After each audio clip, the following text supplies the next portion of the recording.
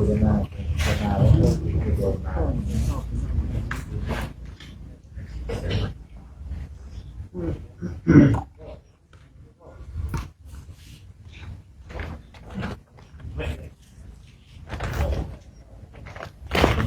ที่เกิดมีอะไรยิ่งเกิดทั้งหมด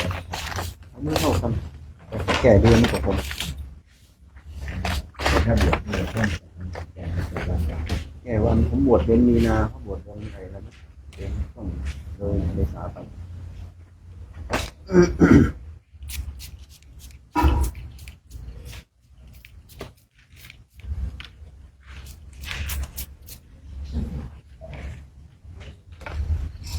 สงภาษาอย่าไปคิดมันมากคิดขอให้มันให้เราได้ให้สะสมบุญบารมีไว้เยอะมากกว่าที่พรรษามาแบกหนักไม่เฉยถ้าไม่ปฏิบัติก็ไม่มีประโยชน์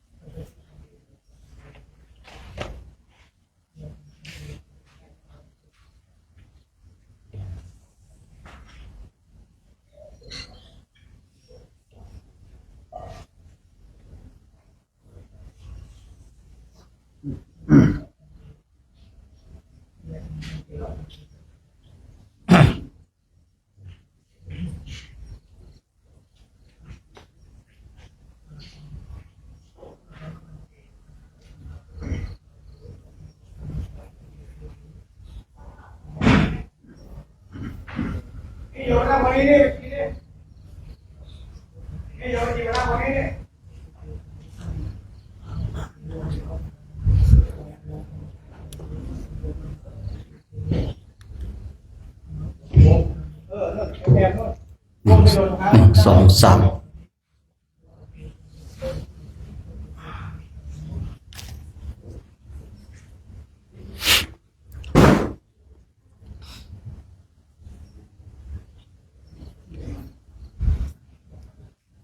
สวัสดีในช่วงเย็นๆของวันนี้นะสวัสดีในป่าช้านะ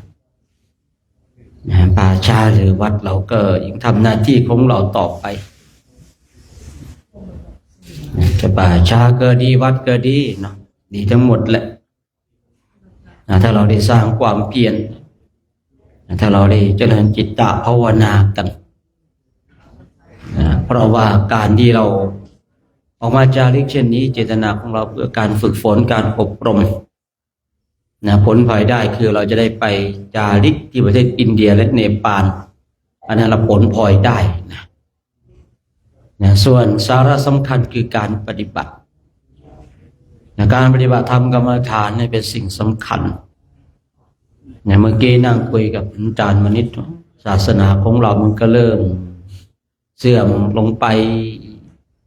ผู้มีอำนาจในบ้านในเมือง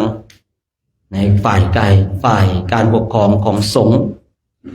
ก็ถูกมารเข้าสิงกันเป็นใหญ่เป็นโตทำสิ่งที่ผิดจากคลองทองธรรมเกิดจากมารเข้าสิงเกิดจากมารเข้าไปให้บุคคลเหล่านี้ได้มีอำนาจแล้วก็หลงในอำนาจนั้นก็เลยก่อให้เกิดความเสื่อมมันก็เป็นเรื่องปกติเนาะพระเจ้าองค์สงฆ์ได้ตรัสเรื่องนี้อยู่แล้วเรื่องความเสื่อมในเรื่องของความเสื่อมเรื่องของการเกิดขึ้นเรื่องของความเจริญในยุคของความเสื่อมเกิดขึ้นแล้วอย่างคุยต่อเองจริงๆผมเองก็ไม่ได้ชอบนะเห็นพระใส่เสื้อแล้วแบบไม่ได้จีวรอะไรพวกนี้นะแต่ก็ว่ามันถึงการของมันศาสนาถึงการที่จะต้องเป็นเช่นนี้นะเพราะว่าศาสนานี่ก็เมื่อผ่านเป็นเช่นนี้แล้วเนี่ยถึงการของเขาเราก็ต้องรับความเป็นจริงให้ได้คือว่าช่วงนี้เราหนาวมาใส่เสื้อเนี่ยนี่ก็โอเคอยู่นะคำว่าสวดมนต์เพราะว่าเราใส่เพื่อการอนุเคราะห์ประพฤติพรหมจรรย์ บางทีก็อย่างอื่นๆเนี่ยก็เปลี่ยนไปเริ่มใส่กางเกงกันนะใส่เสื้อมีกระดุมอย่างเงี้ยมันแต่ก็เข้าใจว่ามันถึงการของมันละนะศาสนาถึงการที่จะต้องเป็นเช่นนี้เนี่ยแค่นี้เองเนาะแล้วใครจะมากอบกู้ศาสนาเนี่ยเลยคุยกันต่อเนี่ยก็ต้องเป็นยุคเป็นช่วงของพระโพธิสัตว์เนี่ยเพราะว่าพระอรหันต์ปฏิสัมภิทานี่ก็คงจะหาได้ยากนะเตโชวิทย์ก็คงจะมีน้อยฉะนั้นนี่ถึงยุคของพระโพธิสัตว์เนี่ยมาช่วยกอบกู้ศาสนาคำว่าช่วยกอบกู้นี่ก็คือยังศรัทธาให้มันเสื่อมช้าลงเนี่ยทำศรัทธาของคนทั้งหลายให้ตั้งมั่นแต่ทุกสิ่งทุกอย่างมันก็หนีไม่พ้นเรื่องความเสื่อมใช่หรือเปล่าอันนี้เป็นเรื่องปกติแล้วทำยังไงจะให้มันเสื่อมช้านี่คือสาระสำคัญในยุคของเราเห็นการเปลี่ยนแปลงมากเหลือเกินในการเปลี่ยนแปลงตรงนี้ไม่ได้เปลี่ยนแปลงในทิศทางที่ดีนะมันก็เปลี่ยนแปลงในการไหลสู่ลงสู่ที่ต่ำเนี่ยคือที่ผมเคยคุยว่าพระเราเนี่ยกำลังวิ่งตามโลกนะแต่พระเราวิ่งตามโลกอย่างไรคือเนี่ยไปศึกษาไปศึกษาเรื่องของทางโลกมากกว่าศึกษาเรื่องทางธรรมนะพระเราเนี่ยพอศึกษาเรื่องทางโลกแล้วเนี่ยจิตมันก็จะออกไปสู่โลกนะแต่ถ้าพระเราศึกษาทางธรรมแล้วจิตมันก็จะน้อมเข้าสู่ทางธรรมนะคนเราเนี่ยศึกษาในสิ่งใดจิตมันก็จะน้อมไปในสิ่งนั้นถ้าคนเราศึกษาทางโลกท่านทั้งหลายลองไปคุยแต่พวกที่เขาเรียนนะเขาจะคุยเรื่องเรียนครับแต่คนที่เรียนมหาเขาก็คุยเรื่องเรียนมหานะครับเขาคุยเรื่องการปฏิบัติก็คุยเรื่องการปฏิบัติคุยในเรื่องการซื้อหวยมันก็จะซื้อหวยงั้นนะซื้อคุยเรื่องลอตเตอรี่ก็ซื้อลอตเตอรี่อยู่นั่นนะครับมันจะคุยเรื่องกันเนี่ยเพราะว่าคนหลายคนให้ความสำคัญในสิ่งใดมันก็จะไหลไปในสิ่งนั้นคราวนี้เราท่านทั้งหลายคือเราเข้ามาบวชในบวชพุทธศาสนาแล้วเนี่ยคือพูดยังไงว่ามันเสื่อมแน่นอนศาสนาเนี่ยจะใช้คำว่าเสื่อมคงจะไม่ได้เพราะคืออันตรธานแน่นอนเนี่ยคนเนี่ยมาเสื่อมจากศาสนาแน่นอนนะเมื่อถึงคราวอันตรธานแล้วเนี่ยเนื่องศาสนาของพระพุทธเจ้าของเราครบ 5,000 ปีเนาะตอนนี้มากึ่งแล้วนะนี่ก็ว่าพระบรมสารีริกธาตุที่อยู่ตามทั่วสารทิศก็จะมาประชุมกันเป็นรูปกายพระองค์อีกครั้งหนึ่งแล้วก็ทรงแสดงธรรมอีก7 วันในช่วงนั้นมีแต่เทวดาและพรหมเท่านั้นมนุษย์หมดสิทธิ์นะที่จะได้บรรลุธรรมและได้ฟังธรรมในคราวที่รูปกายของพระองค์จะปรากฏขึ้นอีกครั้งหนึ่งเนี่ยก็มีแต่เทวดาและพรหมเท่านั้นเองที่จะมีโอกาสได้ฟังธรรมและได้บรรลุธรรมถ้าใครพลาดอริยมรรคอริยผลในชาตินี้เนี่ยในชาตินี้เลยไปอยู่สวรรค์ไปพักอยู่บนสวรรค์เนี่ยพอศาสนาครบ 5,000 ปีพระเจ้าทรงแสดงธรรมอีก7 วันเราอาจจะได้ลงมาฟังธรรมและได้บรรลุธรรมก็ได้นี่ใช้คำว่าอาจจะนะใช้คำว่าอาจจะแต่เพื่อความไม่ประมาทเราก็ทำมรรคผลนิพพานให้แจ้งในชาติปัจจุบันเนี่ยคือดีที่สุดนะทำวันนี้ให้เต็มที่อย่าประมาทนะคำสอนของพระพุทธเจ้าแต่ละอย่างเนี่ยท่านทั้งหลายพอเราศึกษาไปด้วยปฏิบัติไปด้วยเนี่ยมันลึกซึ้งมันกินใจมากไอ้แค่คำว่าไม่ประมาทเนี่ยโอ้มันเป็นเครื่องเตือนจิตเตือนใจของเราเป็นอย่างดีเลยนะทั้งคราวในที่ผมเคยคุยนะเราเห็นแก่หลับกี่นอนมากไปปุ๊บเนี่ยมันก็จะมีธรรมที่พระพุทธเจ้าทรงได้ตรัสไว้เราได้ศึกษามามันก็จะเป็นเครื่องทำให้เราลุกสร้างความเพียรลุกสร้างความเพียรลุกเดินจงกรมนั่งสมาธิเดินจงกรมไม่มีความสุขกับการปฏิบัติมีความสุขกับการปฏิบัติ เดินจงกรมนั่งสมาธิเดินจงกรมทำอยู่อย่างนั้นทีนี้เมื่อเราทำอย่างนี้จิตของเรามันก็คุ้นเคยอยู่กับการปฏิบัติมันก็จะไหลเข้าไปสู่การปฏิบัติทีนี้เมื่อจิตของเราไหลเข้าสู่การปฏิบัติแล้วเนี่ยสิ่งที่มันจะเกิดขึ้นคือสภาวะธรรมสภาวะจิตคือเมื่อเราได้ปฏิบัติอย่างจริงจังแล้วสิ่งหนึ่งที่มันจะเกิดขึ้นแน่นอนคือสภาวะธรรมสภาวะจิตจะเกิดขึ้นในระดับใดเท่านั้นเองนะก็นี้เราท่านทั้งหลายเนี่ยมาปฏิบัติธรรมกรรมฐานกันเนี่ยถือว่าเรามาเตรียมความพร้อมมาสร้างอินทรีย์ของเราให้มันแก่กล้าเนาะเวลาที่จบจากโครงการจาริกธรรมแล้วจะได้โลดแล่นแต่เพียงผู้เดียวไปเผชิญบุญและบาปของเราเองว่ามันเป็นเช่นไรคือถ้าเราไป2 รูปมันก็ยังไม่รู้นะครับผมเพราะว่าบารมีเนี่ยของเราอาจจะน้อยเนี่ยรูปที่ไปกับเรามันอาจจะมีบารมีมากคือเราไปรูปเดียวเลยครับมันจะชัดเจนจะทำให้เราเนี่ยโอ้โหเรื่องทานเรื่องศีลเรื่องภาวนาเนี่ย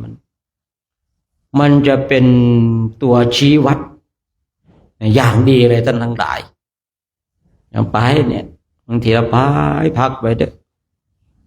โลดเล่นเพียงรูปเดียวจาริกไปเหมือนกับนอแรดก็มีอันเดียวเนี่ยชอบใจอ่านบางทีเจอนะจาริกไปเนี่ย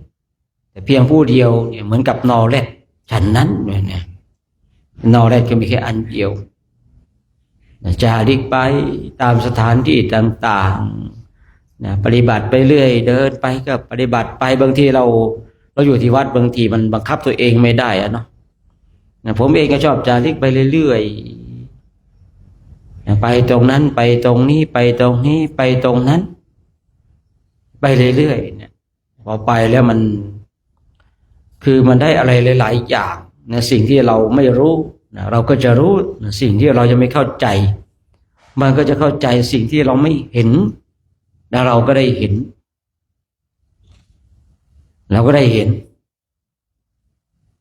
นะแต่ถ้าเราอยู่ที่กุฏิเนี่ยมันก็แต่เราจิตของเรายังไม่ชัดเจนไม่มั่นคงนะมันก็อย่างที่เราเป็นกันอยู่ทุกวันนี้แหละมันก็จะเป็นเช่นนั้นนะในการศึกษาการเล่าเรียนอย่างที่ผมบอกบางทีเราเนี่ยศึกษาหรือว่าใจของเรามันไปอย่างไรมันก็จะไปอย่างนั้นคือเราบอกคนทั้งหลายนะว่าลาภและยศมันหาไปไม่ได้ทรัพย์สินเงินทองมันไม่สามารถจะนำติดตัวเราไปได้นะแต่ว่าตัวของเราเองบางทีเนี่ยมุ่งหาแสวงหายศมุ่งแสวงหาลาภหาเงินหาทองนะบางทีนะบางทีเคยเจอพระนะผมไม่อยากเป็นหรอกเจ้าวาดนะผมก็บอกไม่อยากเป็นก็ลาออกไปสิใครมัดขาคุณไว้ล่ะเนี่ยพอคุยเจอคำนี้ปุ๊บสงสารโยมแม่คุณไม่ต้องแล้วคุณอยากเป็นแต่ปากของคุณก็บอกว่าคุณไม่อยากเป็นอย่างผมเนี่ยผมกล้าพูดนะว่าผมไม่เอาแล้วไม่เป็นหรอกเจ้าวาดนะเพราะผมยังไม่ได้เป็นไงเนาะเราพูดได้ใช่หรือเปล่าแต่บางรูปนะผมไปนะไปไหนไม่ได้เลยเนี่ยเป็นเจ้าวาดผมก็ไม่อยากเป็นหรอกนะไม่อยากเป็นก็ลาออกไปสิใครจะว่าอะไรไม่ได้หรอกนะสงสารญาติโยมคุณอยากเป็นคุณก็เป็นไปคุณไม่ต้องไปโกหกตอแหลหรอกพวกตอแหลมาไม่อยากเป็นเหมือนจะเป็นยังตัวสั่นเลยเดียนะบางรูปนะครับบางรูปไม่ใช่ทุกรูปนะเนี่ยบางทีบางสิ่งบางอย่างมันเป็นเครื่องเรียนรู้ท่านทั้งหลายเป็นเจ้าวาดมียศมีตำแหน่งเนี่ยดีนะดีตรงที่ว่าถ้าคนนั้นมีคุณธรรมเนี่ยดีแต่ว่าต้องมีคุณธรรมด้วยคือถ้าคนมียศมีตำแหน่งมีอำนาจมีวาสนาบารมีแล้วมีคุณธรรมนะท่านทั้งหลายศาสนาพุทธเนี่ยจะเจริญรุ่งเรือง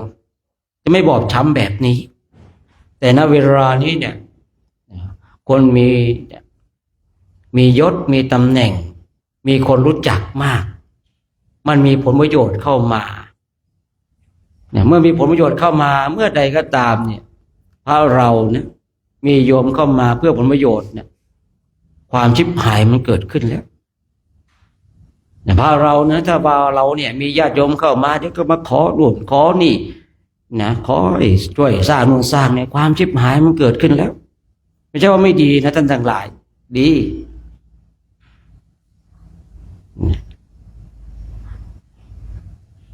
ดีตรงไหนอะไม่รู้เหมือนกันนะว่ามันดีตรงไหนท่านทั้งหลายลองไปพิจารณาโดยแยบขายด้วยสติปัญญาของท่านทั้งหลายเองแต่ผมรู้ว่าคือถ้ามีผลประโยชน์เข้ามาเนี่ยคนทั้งหลายเข้ามาหาพระไม่ใช่เข้ามาเพื่อปฏิบัติธรรมแต่มาเพื่อปอกลอกนะเพื่อที่จะมาขอนู่นขอนี่ความชิบหายมันกำลังจะเกิดขึ้นนะความชิบหายกำลังจะเกิดขึ้นทีนี้กระบวนการแห่งการหลอกลวงมันก็จะเข้ามาโดยที่ไม่รู้ตัวแต่ถ้าใครเข้ามาหาเราเนี่ยเข้ามาเพื่อการฝึกปฏิบัติธรรมกรรมฐานอันนี้ดีนะอันนี้ดีอันนี้เป็นเจตนาของศาสนาเลยนะว่าพระเราเนี่ยมียอดโยมเข้ามาแล้วมาชักชวนกันปฏิบัติธรรมกรรมฐานเนี่ยฉันก็ฝากไว้นะให้เราเนี่ยเป็นผู้ที่ตั้งมั่นในคุณงามความดีฝึกฝนอบรมมีธรรมเป็นเครื่องอยู่ให้ได้อย่าไปมีสิ่งอื่นเป็นเครื่องอยู่นะในเบื้องต้นที่ผมเคยคุยในบางทีบางคนก็สวดพระปฏิโมกข์เป็นเครื่องอยู่บางคนก็ศึกษาเล่าเรียนมีเครื่องอยู่แต่เครื่องอยู่เหล่านี้มันไม่มั่นคงเราจะต้องมีธรรมเป็นเครื่องอยู่ให้ได้ถ้าเมื่อใดก็ตามที่เรามีธรรมเป็นเครื่องอยู่เราก็จะมีความสุขกับธรรมที่มันปรากฏขึ้นในจิตในใจของเราแต่ถ้าท่านทั้งหลายมีสิ่งอื่นที่ไม่ใช่ธรรมนะท่านทั้งหลายก็จะงอนแง่นผ่อนแขนยิ่งถ้าท่านเนี่ยศึกษาไปเป็นพระมหาประโยคนั่นประโยคนี่พอไปถึงจุดหนึ่งแล้วมันก็จะเคว้งคว้างยิ่งถ้าแก่ตัวไปบางทีเนี่ยเคว้งคว้างเคยเจออาจารย์ท่านหนึ่งว่าเมื่อผมแก่ตัวไปผมจะเอานิ้วแย่ปลั๊กไฟให้ไฟช็อตตายอย่างนั้นถึงขนาดนี้นะพระนะครับนี่คำพูดออกจากปากพระนะเมื่อผมแก่ตัวไปแล้วเนี่ยผมจะเอานิ้วแย่ปลั๊กไฟให้ไฟช็อตตายนะนี่คือคำพูดของพระนะโอ้โหผมได้ยินแล้วสะเทือนใจมากเลยนะถ้าญาติโยมที่ไม่ได้ศึกษาเข้าวัดคุยงี้ก็โอเคอยู่นะไม่แต่ญาติโยมถ้าเข้าวัดมีความคิดเช่นนี้ก็โอ้โหแย่เนาะแต่นี่พระพูดเช่นนี้ผมได้ยินในช่วงนั้นผมสดสังเวชใจผมว่าโอ้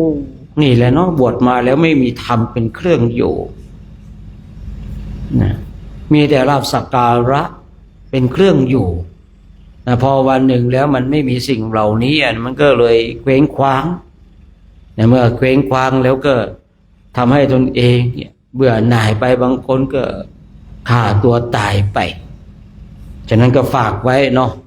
ให้เราเนี่ยเป็นผู้ที่มั่นคงมีธรรมเป็นเครื่องอยู่กันนะและคงจะพร้อมกันทุกรูปเนาะคงไม่มีใครเดี๋ยวกราบพระไหว้พระก็สักหน่อยจะได้นั่งภาวนากันนะครูเก่าขึ้นครับนั่งกลับไม่เจอไม่เปิดผมจะไปเป่าเสียงไหมเปิดเข้าขึ้นนั่นแหละ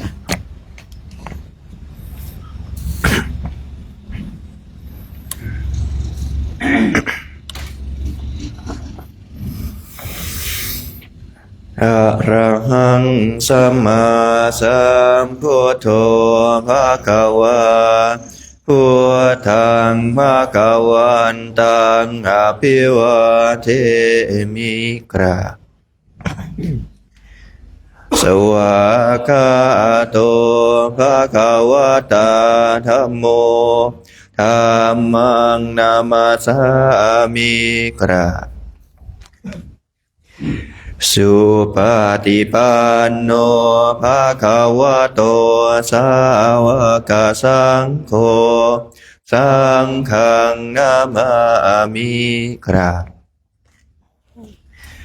หันธรรมยังพุทธัสสะภะคะวะโตปุพพะคะนะมะการังกะโรมาเส นะโมตัสสะภะคะวะโต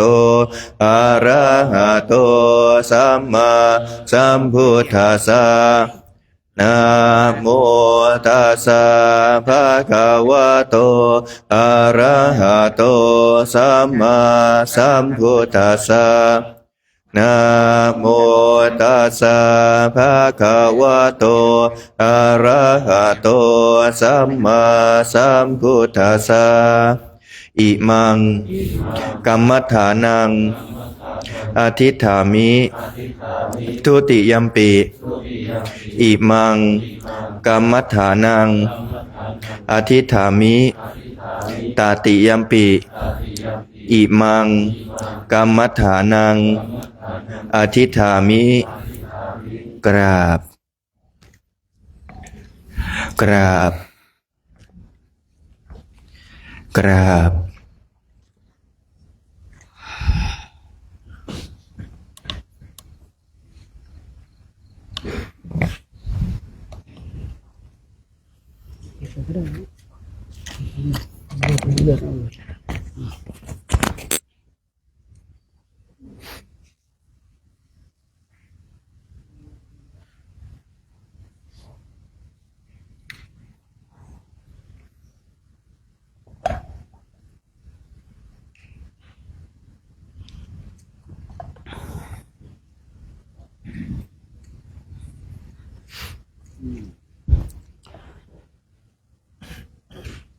นั่นเดี๋ยวเรานั่งภาวนากันสักระยะหนึ่งนั่งแต่ถ้านั่งของเราให้เรียบร้อย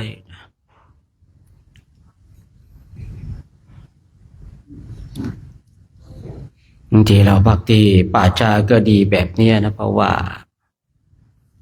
คือเหมาะสำหรับการเจริญจิตตภาวนานะเหมาะสำหรับการบำเพ็ญเพียรผู้ที่เห็นโทษเห็นภัยในวัฏฏะเห็นโทษเห็นภัยในการเกิดแก่เจ็บตายก็ทำเช่นเรานี่แหละนะโน่นป่าช้าโน่นป่าชักโน่นเรือนว่างพระเจ้าสอนให้เราไปไปอยู่เรือนว่างบ้างป่าช้าบ้างป่าชัดบ้าง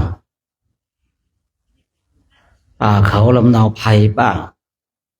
แต่ไม่ใช่ว่าอยู่ในป่าช้าป่าชัดป่าเขาลำเนาไพรแล้วไม่มีบ้านคนก็ต้องมีบ้านคนที่จะคอยอนุเคราะห์ในเรื่องของข้าวน้ำโภชนาอาหารด้วยนะ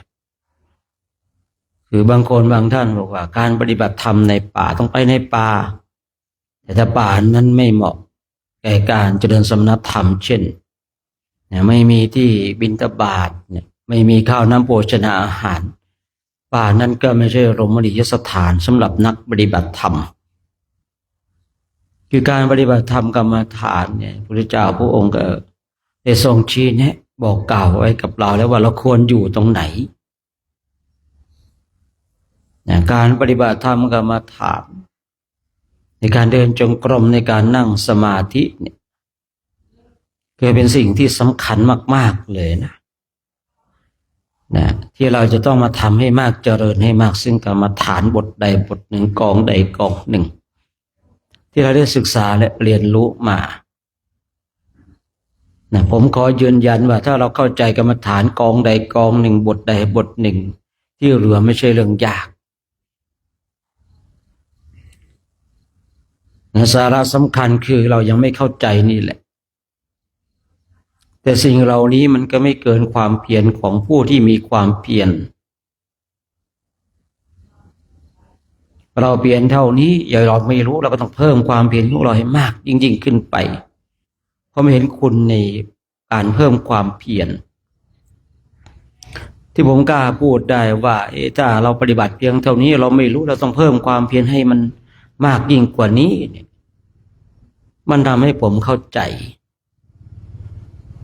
เข้าใจในหลักแห่งการปฏิบัติเข้าใจที่เรา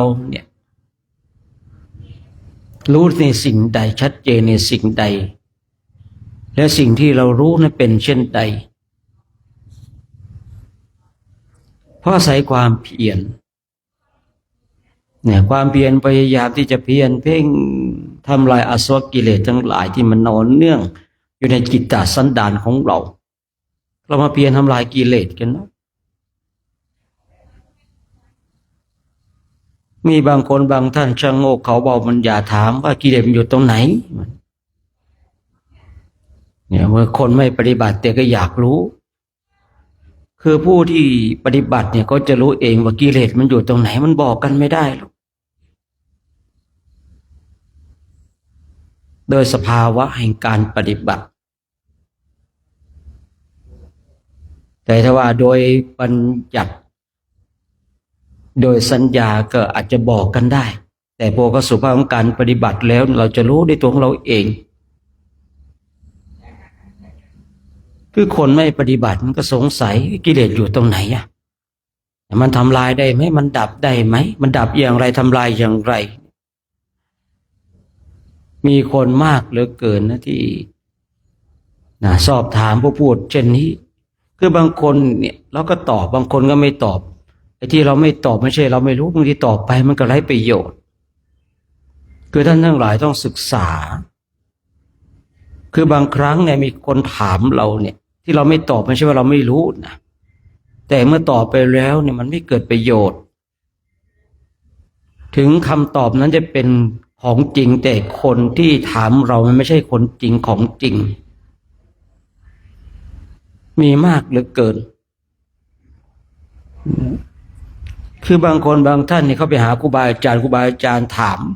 เราถามครูบาอาจารย์ไม่ตอบเราอย่าเพิ่งคิดว่าครูบาอาจารย์ไม่รู้นะท่านรู้แต่ถ้าท่านตอบไปแล้วเนี่ย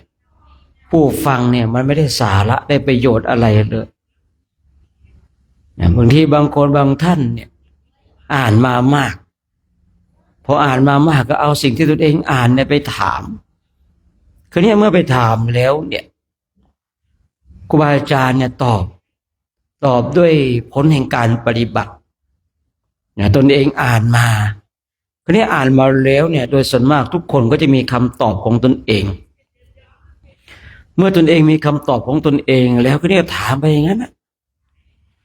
คือนี่ครูบาอาจารย์เนี่ยท่านตอบด้วยหลักแห่งการปฏิบัติพอคำตอบนั้นไม่ตรงใจเราบ้างไม่ชอบใจเราบ้าง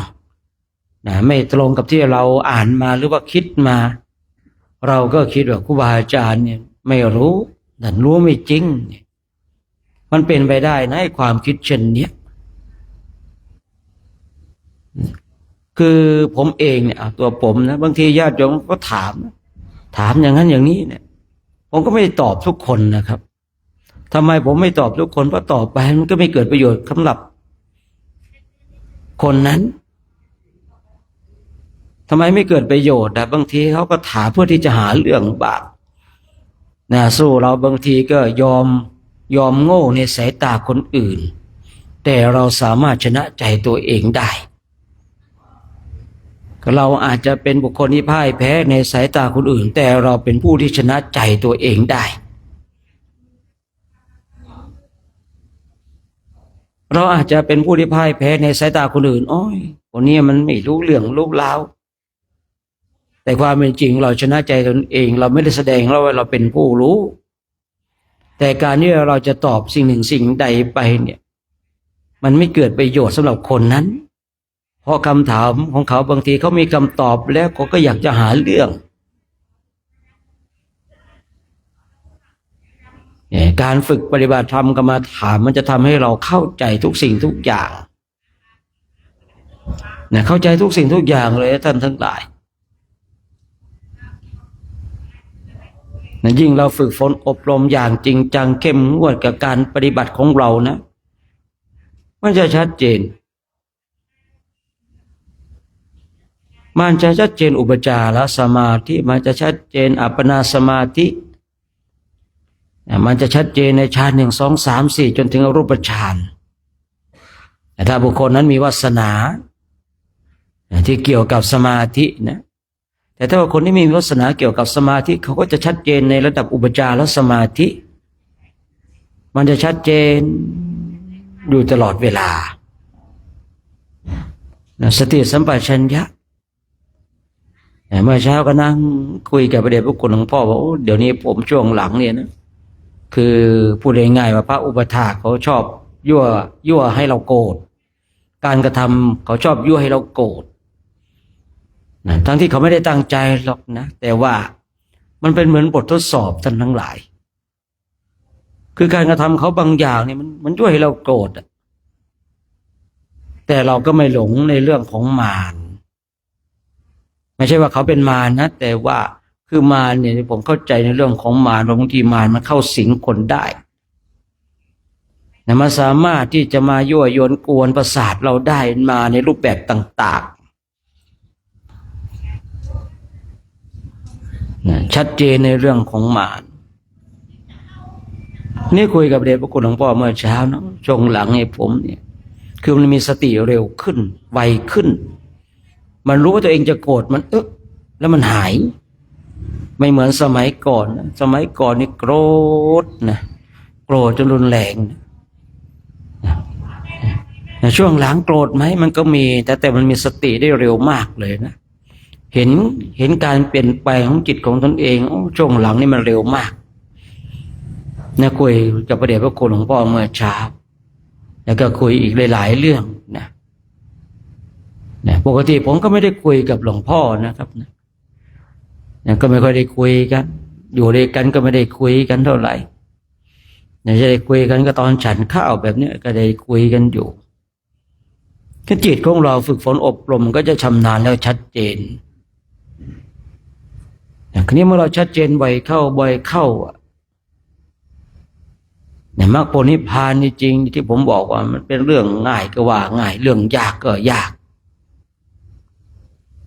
ขึ้นอยู่กับบุคคลนั้นว่าบุคคลนั้นฝึกฝนอบรมตั้งอกตั้งใจในการฝึกปฏิบัติธรรมกรรมฐานมากน้อยขนาดไหนพระเราถ้าเพียรเพ่งอยู่กับการปฏิบัตินะ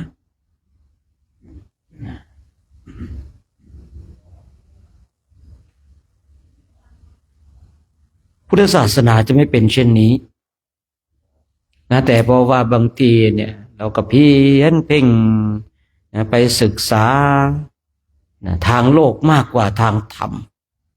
พุทธศาสนาเลยเป็นเช่นนี้ฉะนั้นย้อนกลับมาดูตัวของเราว่า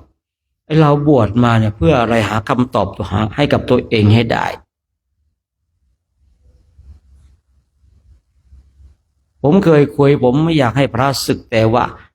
คือเมื่อถึงจุดนี้ว่าถ้าเราบวชไปแบบไม่มีจุดหมายปลายทางศึกเถอะอย่าอยู่ให้ลกศาสนาเลยถ้าเราก็อยู่ไปแบบไม่ได้ปฏิบัติธรรมกรรมฐานอะไรเลยอยู่ไปวันๆทะเลาะกับม้ากับแมวบ้างทะเลาะกับพระในวัดบ้างแล้วก็ว่ารอกิจนิมนต์บ้างศึกเถอะครับจะไปอยู่ลกศาสนาเลยนะศาสนาไม่ต้องการพระเช่นนี้แต่ศาสนานี้ต้องการพระที่ขวนขวายในการปฏิบัติธรรมกรรมฐานศาสนาต้องการผู้ที่ฝึกฝนอบรมปฏิบัติอย่างจริงจังเพื่อที่จะนำพาตนเองให้ออกจากวัฏฏะสงสารเพื่อนำพาตนเองให้ออกจากความทุกข์ความโศกความพิไรลำพันธ์ความพลัดพรากจากของรักของชอบใจจุดประสงค์ที่มีศาสนาเพื่อขนสัตว์ให้ออกจากวัฏฏะสงสารจุดประสงค์ของศาสนาไม่ใช่เพื่อให้คนทั้งหลายมาเป็นเหลือบเป็นเห็บเป็นลิ้นเป็นไหลที่มาเกาะกินศาสนาและทำลายศาสนาไม่ใช่ท่านทั้งหลายศาสนาอุบัติขึ้นเนี่ยเพื่อจะขนลื้อสัตว์ให้ออกจากห่วงวัฏฏะสงสารทั้งขนทั้งลื้อเลยใครมีปัญญาก็ขนไปใครยังไม่มีปัญญาก็ลื้อให้มีปัญญาจึงใช้คำว่าคนลื้อสัตว์นี่ออกจากห่วงวัฏฏะสงสารคนมีปัญญาแล้วก็ขนไปเลยคนยังไม่มีปัญญาก็ลื้อลื้อให้มีปัญญาเพื่อที่จะออกจากวัฏฏะสงสาร เนี่ยมันต้องมีหลักเราบวชมาแล้วเนี่ยมันเขวไม่ได้ถ้าเราไม่มีหลักเนี่ยเราจะเสียประโยชน์กับการบวชผมเชื่อว่าคำนี้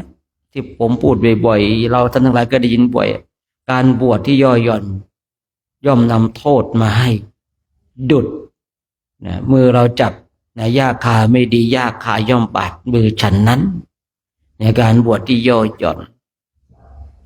คือเราต้องมีหลักนะยิ่งถ้าเราฝึกฝนอบรมอยู่กับการเดินจงกรมการนั่งสมาธินะไอ้จิตที่มันเป็นหีริและโอตตัปปะเนี่ยมันจะเด่นชัดเลยท่านทั้งหลายนะสติสัมปชัญญะมันจะเด่นชัดเลยหีริและโอตตัปปะมันจะเด่นชัดเลย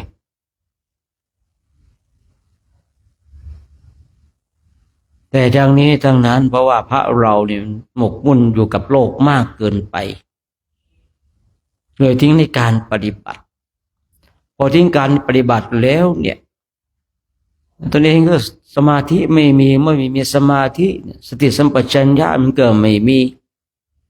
หิริโอตตัปปะมันก็ขาดหายไปเราก็เสื่อมจากศาสนาไม่ใช่ศาสนาเสื่อมจากเรานะเราเป็นผู้ที่เสื่อมจากศาสนาเสื่อมด้วยอะไรเสื่อมด้วยการกระทำไม่มีใครเสื่อมจากศาสนาเนื่องจากบุคคลอื่น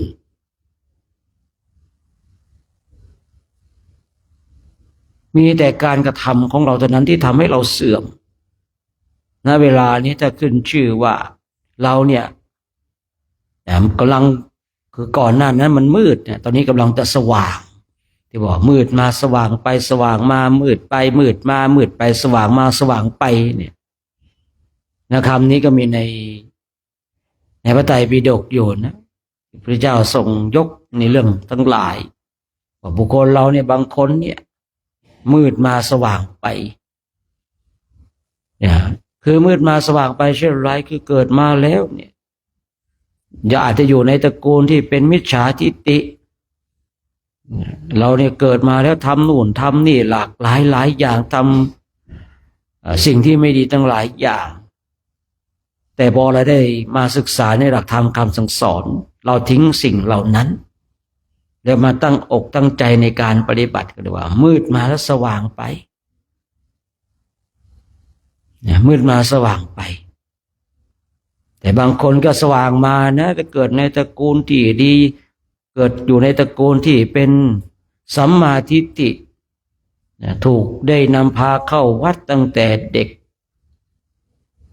แต่พอตนเองเติบโตมาเนี่ยเลวไหล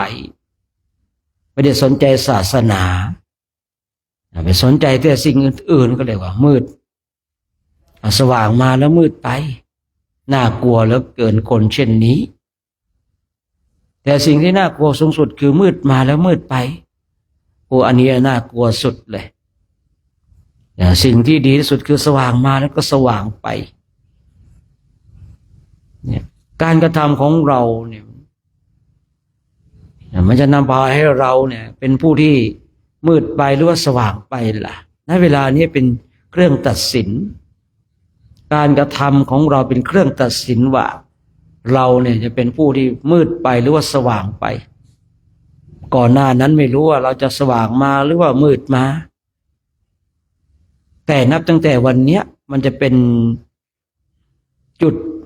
ที่จะทำให้เรารู้ว่าเราเนี่ยมันจะสว่างไปแล้วมืดไป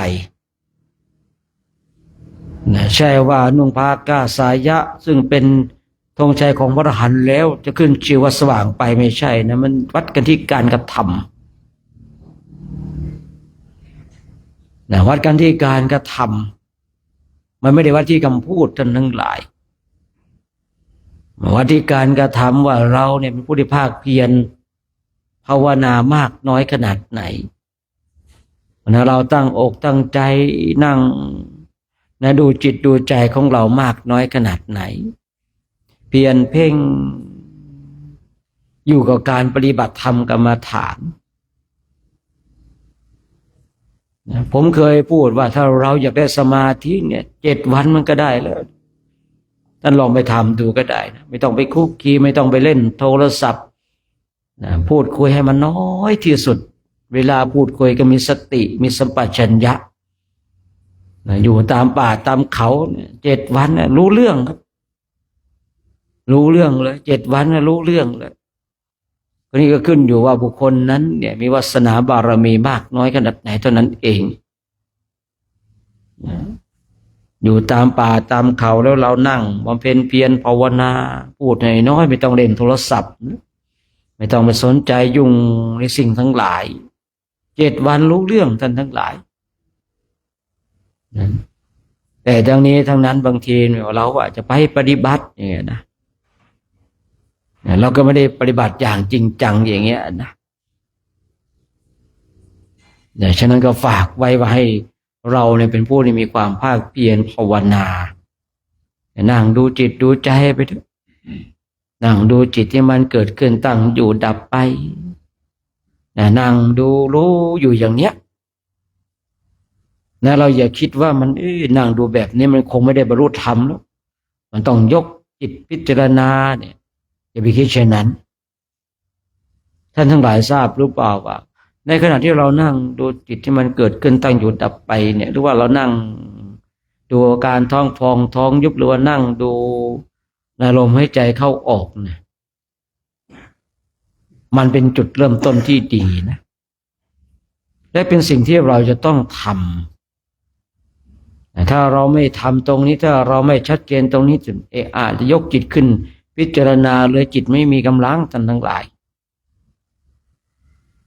เมื่อจิตไม่มีกำลังเนี่ยมรรคผลนิพพานเนี่ยไม่ต้องพูดถึงมันไม่ได้หรอกเดี๋ยวพระพุทธเองได้ยุติการใช้เสียงนะเพื่อให้เราท่านทั้งหลายได้นั่งภาวนากันสักระยะหนึ่งนะนั่งภาวนากันสบายๆอยู่ในป่าช้าอยู่ในทางกลางของความเงียบสงัดสถานที่มันเงียบสงบสงัดนี่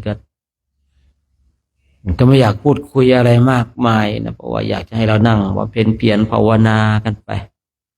ฝึกฝนอบรมกันไปจนกว่าจะได้เวลาในการแผ่เมตตานะตอนนี้นั่งภาวนากันก่อนนั่งดูจิตดูใจกันไปอยู่กับการกำหนดอยู่กับคำวงบริกรรมของเราหรือว่าทำข้อหนึ่งข้อใดที่มันปรากฏชัดแล้วก็พิจารณาธรรมนั้นนะ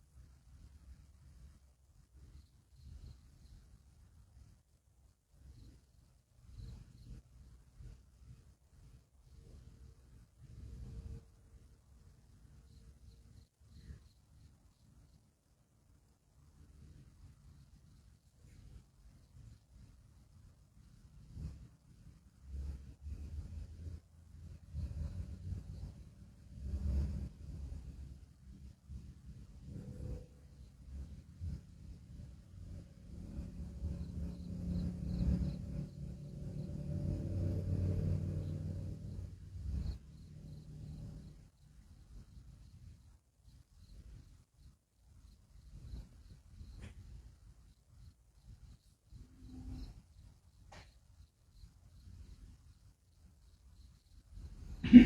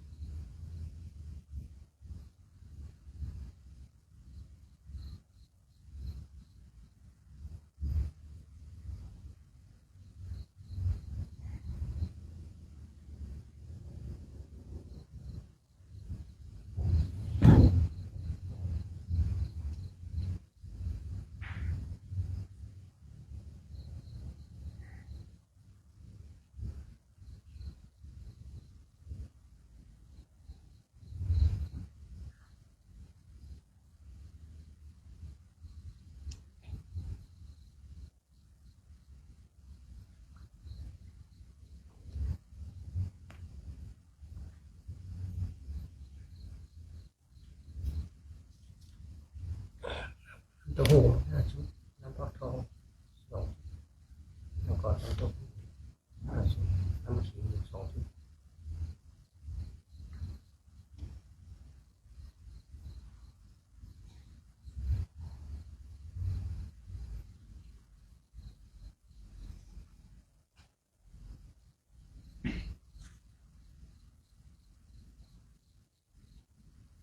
หมายความ 2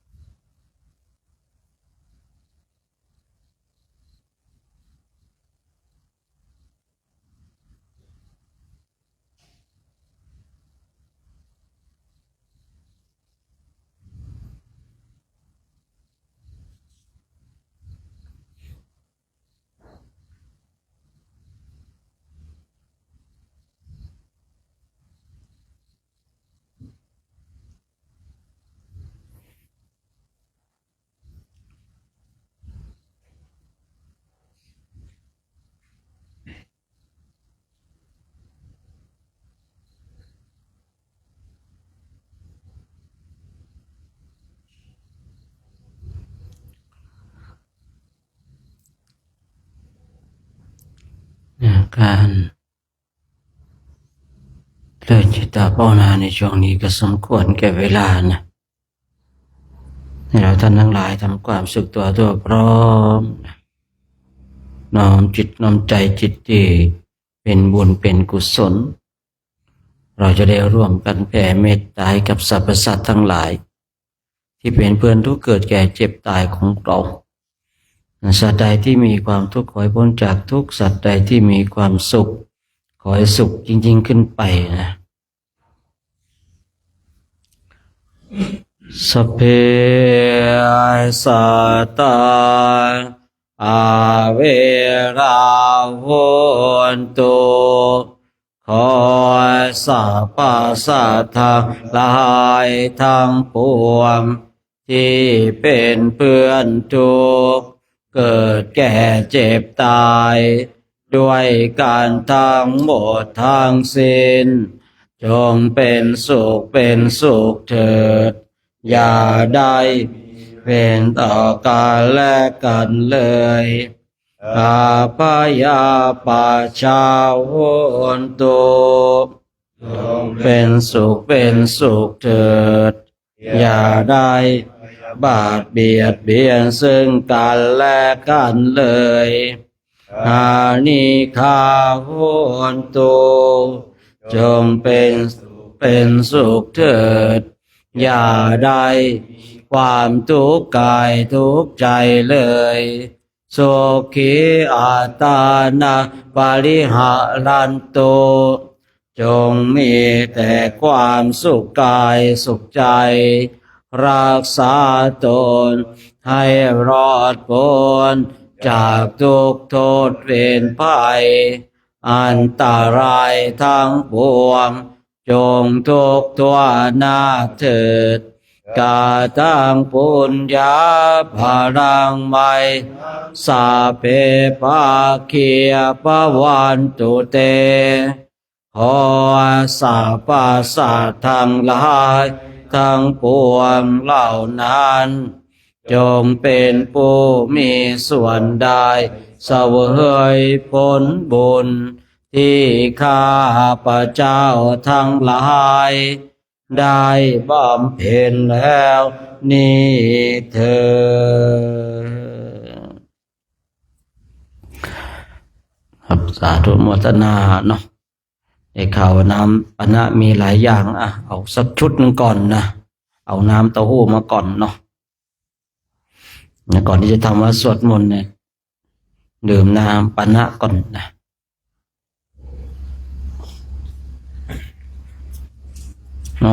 นี่ลุกไปกันหมดเลยนะมันชาวล้างห้องน้ำกันนับได้10 กว่ารูปนะไปกันเยอะแท้ล่ะรู้จิตอาสาเยอะนะนับประชานั่งนับตัว10 รูปนะทำความสะอาดกันดูน้ำนะในน้ำเต้าหู้มาก่อนก็ได้กันเนาะ เขาเขียนมาเป็นชุดยังไงไม่เข้าใจก็เหมือนกันนะน้ำปะนะก่อนที่เราจะได้ทำมาสวดมนต์กันนะมาสวดมนต์กันทำมาสวดมนต์จบก็จะได้อีกชุดหนึ่งนะอีก2 ชุดนะหลังจากทำวัดสวดมนต์เสร็จก็น้ำฟักทองกับน้ำขิงนะเพราะว่าเราก็น้ำเต้าหู้ก่อนเนาะทำวัดสวดมนต์เสร็จก็น้ำฟักทองแล้วก็ตบด้วยน้ำขิงนะโอ้อย่างนี้หลับเพลินเลยนะนี่แหละว่าหลับนิพพานเลยก็ว่างั้นนะมีคำพูดหนึ่งที่เคยได้ยินว่าหลับนิพพานก็ว่างั้นนะ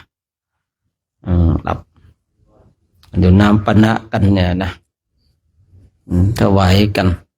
นะเราหวานชิดมาเว้ยสาธุนะ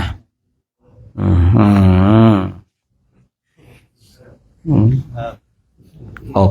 กลับไปไม่กี่วันนะพึงเป็นอึ่งอ่างเลยพองเป็นอึ่งอ่างเลยดูเถอะนะมันพองอึ่งอ่างอย่างเงี้ยคอเคอหายหมดเลยนะนึกดูน้ำปะนะมาถวายกันก่อนเนาะก่อนที่จะทำวัดสวดมนต์นะเนี่ยเราก็ว่ากันเรื่องน้ำปะนะนะมีแล้วก็ฉลองศรัทธากันเนาะฉลองศรัทธากันเดี๋ยวเสร็จก็จะได้ทำวัดสวดมนต์กันนะ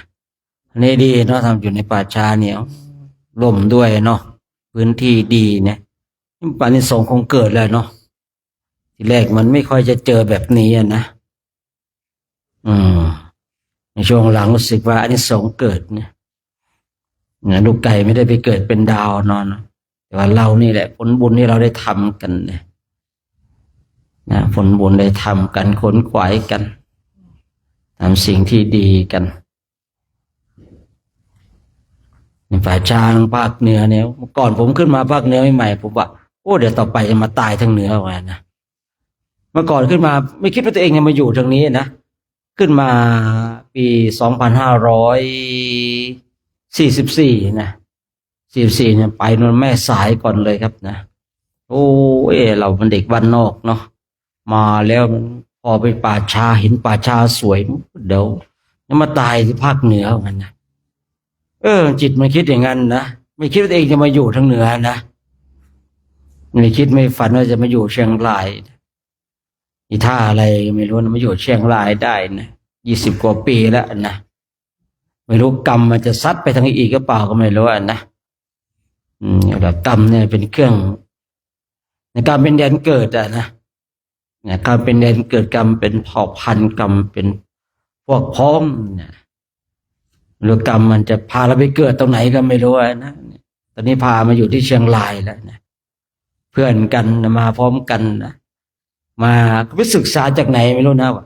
ถ้าอยากเป็นเขยของคนเชียงรายให้ไปมองหน้าพ่อขุนนั่นนะเพื่อนก็ไปยืนมองพ่อขุนนะครับนะอยู่ตรงไอ้5 แยกเนี่ยยืนมองโอ้ได้เป็นเขยจริงๆครับได้เป็นเขยเมืองการนะเป็นนะดูจ้องดูหน้าพ่อขุนแต่ได้เป็นเขยเมืองการนะขึ้นมาพร้อมกันในปีนั้นนะมากันคือก่อนท่ารถมันอยู่ตรงนั้นเนาะเดินขึ้นมากันก็มาเจอแล้วเขาว่าได้ยินได้ฟังมาจากไหนก็ไม่รู้นะเขาก็เลยไปมองเดี๋ยวผมขอไปมองหน้าพ่อขุนหน่อยทำไมเขาบอกว่าถ้าไปมองหน้าพ่อขุนแล้วจะได้เป็นเขยที่นี่มันนะแหมผมเลยก็ต้องรอเขานะเพื่อนก็เลยมองไม่นานนะครับนะซึกนะเป็นเขยเมืองการสงสัยไม่ขลังเนาะเคยไม่ขลังขึ้นมาทางเหนือนี่เนี่ยมาตายทางภาคเหนือมาป่าช้าก็สวยครับผมอันนี้แบบตัวนี้โอ้โหอลังการเลยนะแต่บางป่าช้านี่โอ้โหนะวิมานดีๆนี่เองนะบางป่าช้านี่ทำสวยมากเลยนะ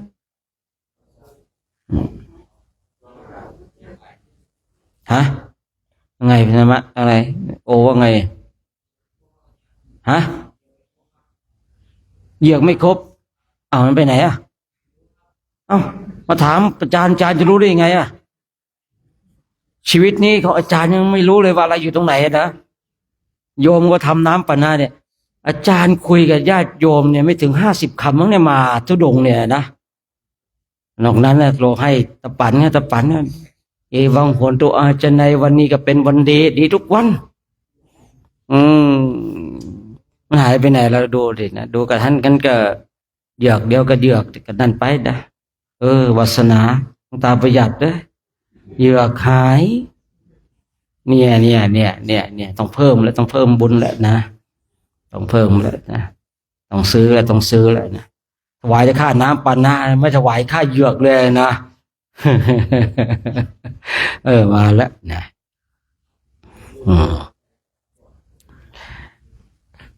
ว่าผมจริงเลยครับเนี่ยมาทุดงเนี่ยคุยกับญาติโยมที่มาหามาร่วมเนี่ยไม่น่าจะเกิน50 คำนะครับพอเสร็จจากพวกเราผมก็เข้าเต็นท์นะครับนะระฆังดังก็ออกมาแล้วก็เดินแต่ไม่ได้คุยกับใครเลยนะครับผมไม่รู้เลยว่าใครมาทำบุญใครยังไงนะนอกจากเขาว่าจะมาหาอาจารย์นักหน่อยนั่นเขาก็พามาแต่ถ้าเขาไม่บอกว่ามาหาอาจารย์เนี่ยไม่ต้องพามาหรอกนะเพราะว่าอะไรล่ะบางที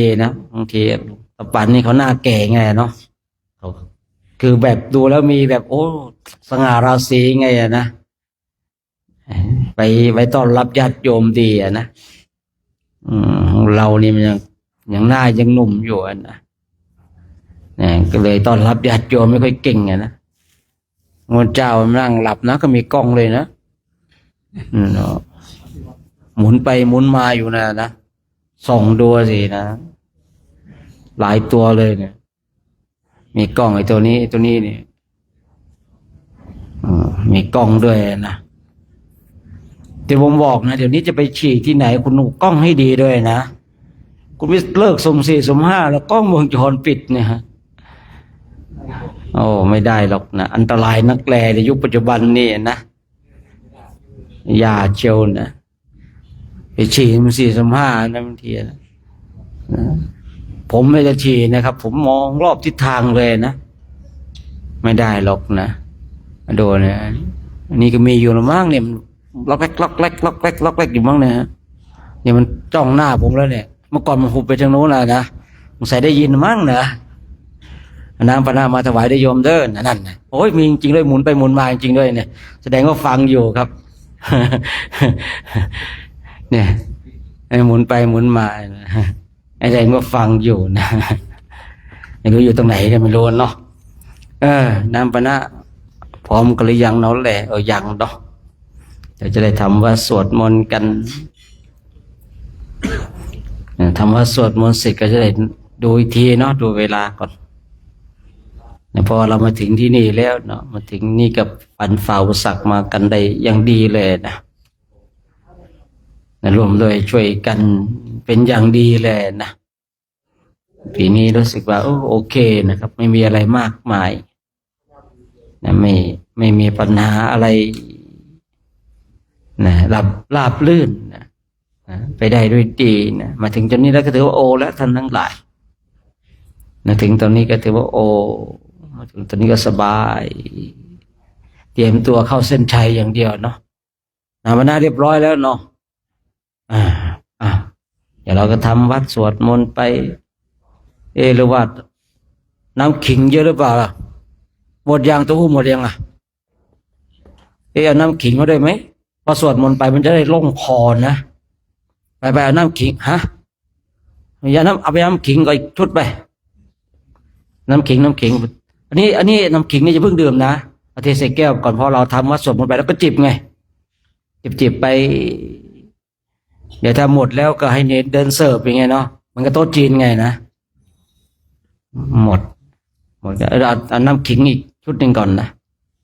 เพราะน้ำขิงนี่มันดีนะครับธาตุไฟนะดีปีนั้นผมท่าอะไรไม่รู้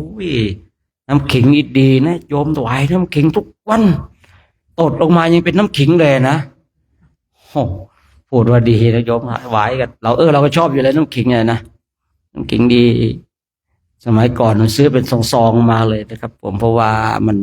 น้ำขิงมันดีจริงๆนะน้ำเต้าหู้ก็ดีนะไม่ใช่ว่าไม่ดีนะแต่ก็น้ำขิงดีน้ำเต้าหู้ไม่ดีหรือน้ำเต้าหู้ก็ดีนะดีทุกอย่างเลยถ้าเป็นน้ำพระดีทุกอย่างท่านนำมาถวายนะดีทุกอย่างเลยนะน้ำขิงกันกับน้ำขิงมาก็คือ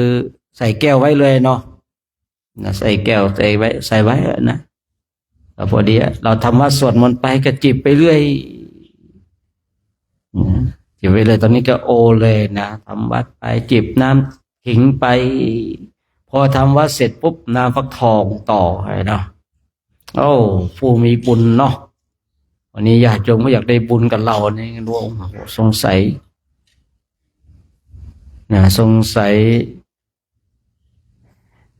อยากได้บุญกับเราทำไมไม่เอาแก้วมากัน2 รูปเนี่ยกูบาวงอะไรลืมเชื่อไปแล้วเนี่ยมันจะ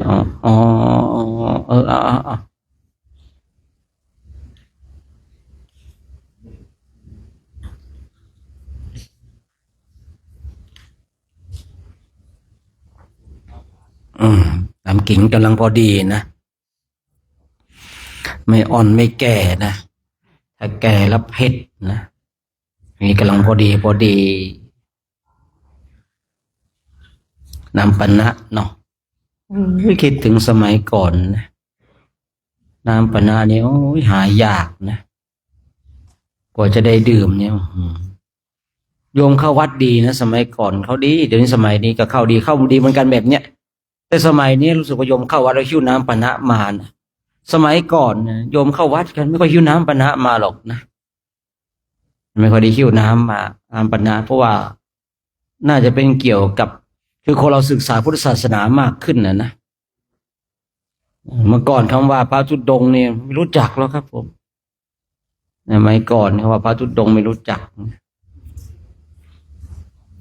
มาช่วงหลังนี่รู้จักกันดีเนาะรู้จักกันดี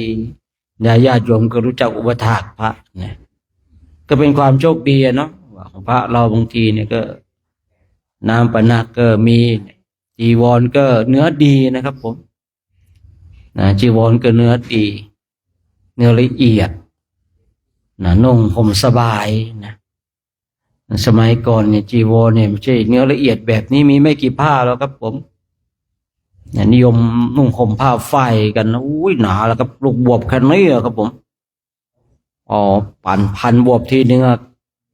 กล้ามขึ้นเป็นมันปัดเลยครับผมสมัยก่อนเดี๋ยวนี้บางเจ็บครับผมเดี๋ยวนี้นะสมัยก่อนเนี่ยหนาตับเลยครับโอ้โหจะตกน้ำเนี่ยตกน้ำไม่ไหลจริงๆครับ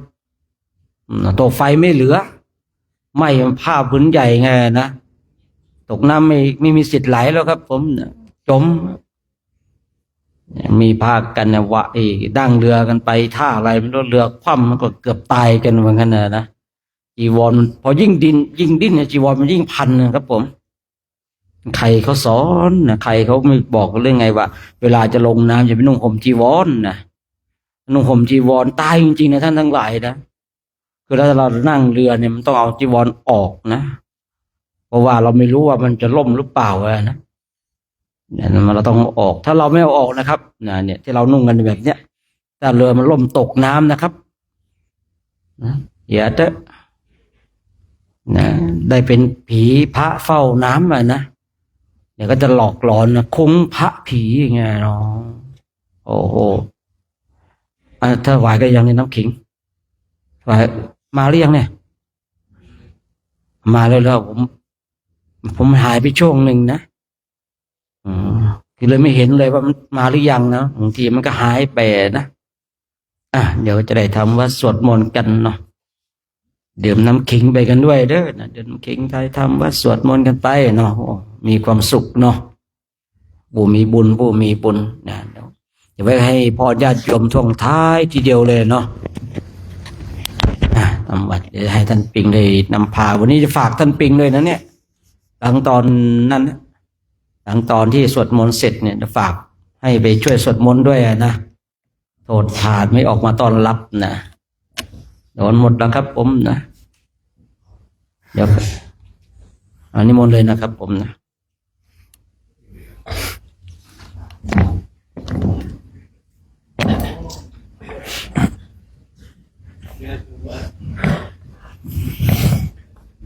ขอโอกาสครูบาอาจารย์เป็นต้นเสียงในการสวดมนต์ทำวัดเย็นในวันนี้พร้อมกันแล้วครับกราบกราบเปิดหนังสือไปที่หน้า17ครับอิโยโสภะคะวะอะระหังสัมมาสัมพุทโธพระผู้มีพระภาคเจ้านั้นพระองค์ใดเป็นพระอรหันต์ตรัสรู้เองโดยชอบแล้วสวากขาโตเยนะภะคะวะตาธัมโมพระธรรมคือศาสนาที่พระผู้มีพระภาคเจ้านั้นพระองค์ใดตรัสไว้ดีแล้วสุปฏิปันโนยัสสะภะคะวะโตสาวกสังโฆพระสงฆ์ทรงธรรมวินัยซึ่งเป็นสาวกของพระผู้มีพระภาคเจ้านั้นหมู่ใดเป็นผู้ปฏิบัติดีแล้วธัมมายังภะคะวันตังสะธัมมังสะสังฆังอิเมหิสะการเรหิยะทาระหังปาโรปิเตหิอภิปุชยามาข้าพระเจ้าขอบูชาอย่างยิ่งซึ่งพระผู้มีพระภาคเจ้าพร้อมทั้งพระสัทธรรมและพระอริยสงฆ์เจ้าทั้งหลายด้วยเครื่องสักการะเหล่านี้ข้าพระเจ้าได้ยกขึ้นประดิษฐานไว้ดีแล้วในที่อันสมควรอย่างยิ่งเช่นนี้สาธุโนพันเตภะคะวะสุจิระปรินิพพุโตปิพระผู้มีพระภาคเจ้าพระองค์นั้นแม้ปรินิพพานนานแล้วก็ตามข้าแต่พระองค์ผู้เจริญซึ่งยังประโยชน์อันยิ่งใหญ่แก่สาธุชนทั้งหลายปัจฉิมาชนะตานุกัมปมานะสาอิเมสกะเรทุกขตาปันนาคาพระพุทธปฏิคันหาตุขอจงรับเครื่องสักการะบรรณาการของคนยากทั้งหลายเหล่านี้ด้วยเพื่ออนุเคราะห์แก่ประชุมชนผู้เกิดแล้วในภายหลังด้วยอัมหากังทิคารตังหิตายะสุขายะเพื่อประโยชน์เพื่อความสุขแก่ข้าพระเจ้าทั้งหลายสิ้นกาลนานเถิดอะระหังสัมมาสัมพุทโธภะคะวะ พระผู้มีพระภาคเจ้าเป็นพระอรหันต์ดับเพลิงกิเลสเพลิงทุกข์สิ้นเชิงราชรู้ชอบได้โดยพระองค์เองพุทธังภควันตังอภิวาเทมิข้าพระเจ้าอภิวาทพระผู้มีพระภาคเจ้าผู้รู้ผู้ตื่นผู้เบิกบานกราบสวากขาโตภควตาธัมโมพระธรรมเป็นธรรมที่พระผู้มีพระภาคเจ้าตรัสไว้ดีแล้วธัมมังนามาสามิข้าพระเจ้านมัสการพระธรรมกราบสุปฏิปันโนภควโตสาวกสังโฆพระสงฆ์สาวกของพระผู้มีพระภาคเจ้าปฏิบัติดีแล้วสังฆังนามามิข้าพระเจ้านอบน้อมพระสงฆ์กราบ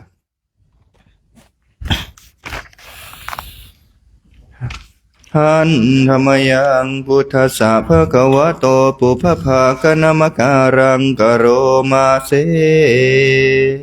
นะโมตัสสะภะคะวะโตอะระหะโตสัมมาสัมพุทธัสสะนะโมตัสสะภะคะวะโตอะระหะโตสัมมาสัมพุทธัสสะนะโมตัสสะภะคะวะโตอะระหะโตสัมมาสัมพุทธัสสะขอนอบน้อมแด่พระผู้มีพระภาคเจ้าพระองค์นั้นซึ่งเป็นผู้ไกลจากกิเลสราชรู้ชอบได้โดยพระองค์เองหันธรรมยังพุทธานุสตินายังกโรมาเสตังโพปานาภคะวันตาเอวังกัลยาโนกิตติสัทโธอาภุคโตก็กิตติศักดิ์อันงามของพระผู้มีพระภาคเจ้านั้นได้ฟุ้งไปแล้วอย่างนี้ว่าอิติปิโสภควาเพราะเหตุอย่างนี้พระผู้มีพระภาคเจ้านั้นอรหังเป็นผู้ไกลจากกิเลสสัมมาสัมพุทโธเป็นผู้ตรัสรู้ได้โดยพระองค์เองวิชาจารณสัมปันโนเป็นผู้ถึงพร้อมด้วยวิชาและจารณะสุขโตเป็นผู้ไปแล้วด้วยดีโลกวิทูเป็นผู้รู้โลกอย่างแจ่มแจ้งอนุตตรปุริสธรรมสารถีเป็นผู้สามารถฝึกบุรุษที่สมควรฝึกได้อย่างไม่มีใครยิ่งกว่า สัทธาเทวมนุษย์สานังเป็นครูผู้สอนของเทวดาและมนุษย์ทั้งหลายพุทโธเป็นผู้รู้ผู้ตื่นผู้เบิกบานด้วยธรรมภควติเป็นผู้มีความจำเริญจำแนกคำสั่งสอนสัตว์ดังนี้หันธรรมยังพุทธาภิกขิติงกโรมาเสพุทธวารหันตวรตาทิคุณาภิยุโตพระพุทธเจ้าประกอบด้วยคุณมีความประเสริฐแห่งอรหันตคุณเป็นต้นสุทาภิญาณกรุณาหิสัมมาคตโตมีพระองค์อันประกอบด้วยพระญาณและพระกรุณาอันบริสุทธิ์โอเทสิโยสุชานาตังกามลังวาสุโรพระองค์ได้ทรงกระทำชนที่ดีให้เบิกบานดุจอาทิตย์ทำบัวให้บานวันธามหังตมรณังศิรสาชิเนนทังข้าพระเจ้าไหว้พระชินสีผู้ไม่มีกิเลสพระองค์นั้นด้วยเสียงกล่าวพุทโธโยสัพพปานินาสารนังเขมามุตตมังพระพุทธเจ้าพระองค์ใดเป็นสารณะอันเกษมสูงสุดของสัตว์ทั้งหลายปัทมานุสติทานังวันทามิตังสิเรนะหังข้าพระเจ้าว่าพระพุทธเจ้าพระองค์นั้นอันเป็นที่ตั้งแห่งความระลึกองค์ที่หนึ่งด้วยเสียงกล่าวพุทธัสสะสมิทาโสวะพุทโธเมสามิเกจโรข้าพระเจ้าเป็นทาสของพระพุทธเจ้าพระพุทธเจ้าเป็นนายมีอิสระเหนือข้าพระเจ้าพุทโธทุกขาสัคคาตาจาวิทาตาจาหิตาสเมพระพุทธเจ้าเป็นเครื่องกำจัดทุกข์และทรงไว้ซึ่งประโยชน์แก่ข้าพระเจ้าพุทธัสสะหังนิยาเทมิสาริรันชีวิตันจิตังข้าพระเจ้ามอบกายถวายชีวิตนี้แด่พระพุทธเจ้าวันทันโตหังจริสามิพุทธัสเสวสุโพธิตังข้าพระเจ้าผู้ไว้อยู่จากประพฤติตามซึ่งความตรัสรู้ดีของพระพุทธเจ้านัตถิเมสารนังอัญญังพุทโธเมสารนังวรังสารณะอื่นของข้าพระเจ้าไม่มีพระพุทธเจ้าเป็นสารณะอันประเสริฐของข้าพระเจ้า เอเตนะสัจวะเชนะวะตายาสัตตุสาสเนด้วยการกล่าวคำสัตย์นี้ข้าพระเจ้าพึงเจริญในพระศาสนาของพระศาสดา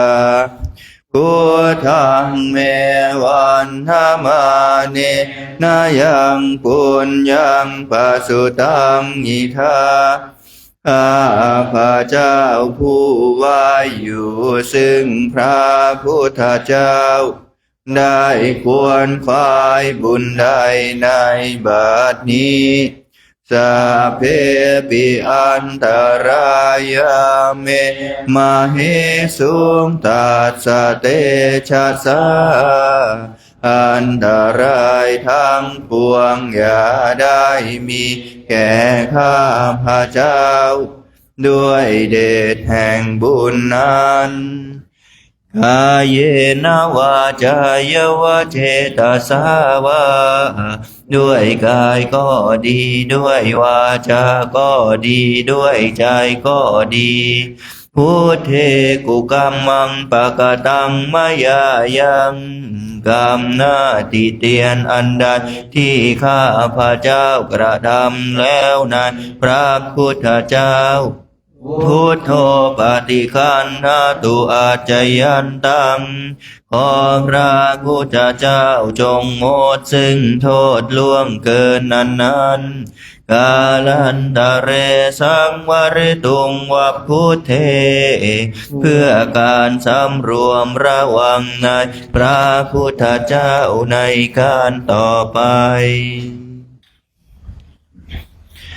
หันธรรมยังธรรมานุสตินายังกโรมาเสสวากาโตภะคะวะตาธัมโมพระธรรมเป็นสิ่งที่พระผู้มีพระภาคเจ้าได้ตรัสไว้ดีแล้วสันทิฏฐิโกเป็นสิ่งที่ผู้ศึกษาและปฏิบัติพึงเห็นได้ด้วยตนเองอากาลิโกเป็นสิ่งที่ปฏิบัติได้และให้ผลได้ไม่จำกัดการเอหิปัสสิโกเป็นสิ่งที่ควรกล่าวกับผู้อื่นว่าท่านจงมาดูเถิดโอมปานายิโกเป็นสิ่งที่ควรน้อมเข้ามาใส่ตัวอาจจะตังเวทิตาโพวินโยหิติเป็นสิ่งที่ผู้รู้ก็รู้ได้เฉพาะตนดังนี้หันธรรมยังธรรมาภิคิติงกโรมะเสสวากาตาตาทิคุณโยกาวะเสนาสายโยพระธรรมเป็นสิ่งที่ประเสริฐเพราะประกอบด้วยคุณคือความที่พระผู้มีพระภาคเจ้าตรัสไว้ดีแล้วเป็นต้นโยมาคปะกะปริยัติวิโม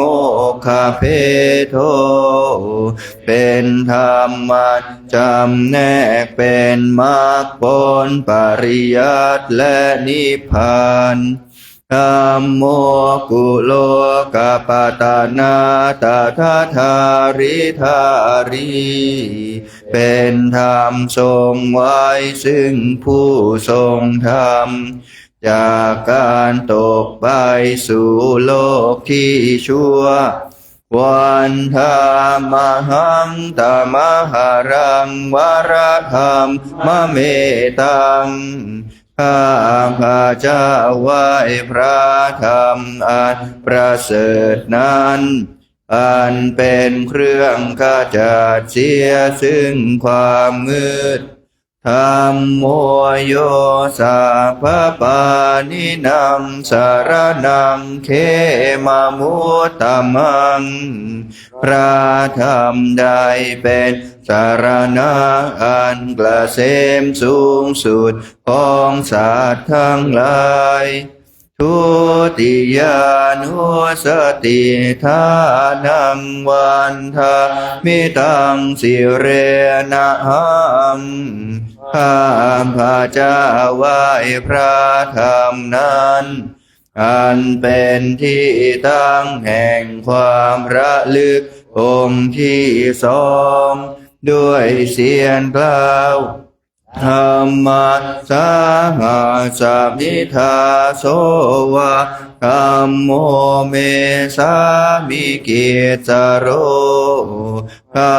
พระเจ้าเป็นทาสของพระธรรมพระธรรมเป็นนายมีอิสระเหนือข้าพระเจ้าธัมโมทุกขาสัคคาตาจาวิทาทาจาหิตาสเมพระธรรมเป็นเครื่องกำจัดทุกข์และทรงไว้ซึ่งประโยชน์แก่ข้าพระเจ้าธัมมัสสาหังนิยาเทมิสาริรัญชิเวตันจิทังข้าพระเจ้ามอบกายถวายชีวิตนี้แด่พระธรรมวันทานโตหังจริสามิธัมมาเสวะสุธรรมตังข้าพระเจ้าผู้ว่าอยู่จากประพฤติตามซึ่งความเป็นธรรมดีของพระธรรมนาทิเมสารนังอัญญาธัมโมเมสารนังวรังสารณะอื่นของข้าพระเจ้าไม่มีพระธรรมเป็นสารณะอันประเสริฐของข้าพระเจ้าเอเตนะสัจเชนะวัตายังสัตตุสาสเนด้วยการกล่าวคำสัตย์นี้ข้าพระเจ้าพึงเจริญในพระศาสนาของพระศาสดาธัมมังเมวะธัมมาเนนะยังปุญญังปัสสุตังอิทาข้าพระเจ้าผู้ไว้อยู่ซึ่งพระธรรมได้ควรควายบุญใดในบัดนี้สาเพปิอันตรายาเมมะเหสุงตัสสะเตชะสาอันตรายทั้งปวงอย่าได้มีแก่ข้าพระเจ้าด้วยเดชแห่งบุญนั้นกายเยนะวาจายวะเจตสาวาด้วยกายก็ดีด้วยวาจาก็ดีด้วยใจก็ดีธัมเมกุกัมมังปะกะตังมยายังกรรมหน้าติเตียนอันใดที่ข้าพระเจ้ากระทำแล้วในพระธรรมธัมโมปฏิคันหตุอาจยันตังขอพระธรรมจงงดซึ่งโทษล่วงเกินอันนั้นกาลันตะเรสังวริตุงวะธัมเมเพื่อการสำรวมระวังในพระธรรมในการต่อไปหันธรรมยังสังขานุสตินายังกโรมะเส สุปฏิปันโนภะคะวะโตสาวกสังโฆทรงสาวกของพระผู้มีพระภาคเจ้าหมู่ใดปฏิบัติดีแล้วอุชุปฏิปันโนภะคะวะโตสาวกสังโฆทรงสาวกของพระผู้มีพระภาคเจ้าหมู่ใดปฏิบัติตรงแล้วยายะปฏิปันโนภะคะวะโตสาวกสังโฆทรงสาวกของพระผู้มีพระภาคเจ้าหมู่ใดปฏิบัติเพื่อรู้ธรรมเป็นเครื่องออกจากทุกข์แล้วสามยีจิปฏิปันโนภะคะวะโตสาวกสังโฆทรงสาวกของพระผู้มีพระภาคเจ้าหมู่ใดปฏิบัติสมควรแล้วญาติธรรมได้แก่บุคคลเหล่านี้คือจาตาริปุริสายุคานิอาคาบุริสาปุคาลาคู่แห่งบุรุษสี่คู่นับเรียงตัวบุรุษได้8บุรุษเอสะภะคะวะโตสาวกสังโฆนั่นแหละทรงสาวกของพระผู้มีพระภาคเจ้าอาหุนายโยเป็นทรงควรแก่สักการะที่เขานำมาบูชาอาหุนายโยเป็นสมควรแก่สักการะที่เขาจัดไว้ต้อนรับอากินายโยเป็นผู้ควรรับทักษิณาทานอัญชลีกรณิโยเป็นผู้ที่บุคคลทั่วไปควรทำอัญชลีอนุตารังปุญญเขตาโลกัสสาติเป็นเนื้อนาบุญของโลกไม่มีนาบุญอื่นยิ่งกว่าดังนี้อันธรรมยังสังฆาภิกขิติงกโรมาเสสัทธามาโชสุปฏิปัตติคุณาทิยุโตพระสงฆ์ที่เกิดโดยพระสัทธรรมประกอบด้วยคุณมีความปฏิบัติดีเป็นต้นโยธาภิโทอริยปุคละสังฆเศรษโธเป็นหมู่แห่งพระอริยบุคคลนานประเสริฐ8จำพวกศีลาทิธรรมปวาราสยกายจิตโตมีกายและจิตอันอาศัยธรรมมีศีลเป็นต้นนันบวรวันธามาหัมธรรมริยานาคานังสุสุทังข้าพระเจ้าไหว้หมู่แห่งพระอริยเจ้าเหล่านั้นอันบริสุทธิ์ด้วยดี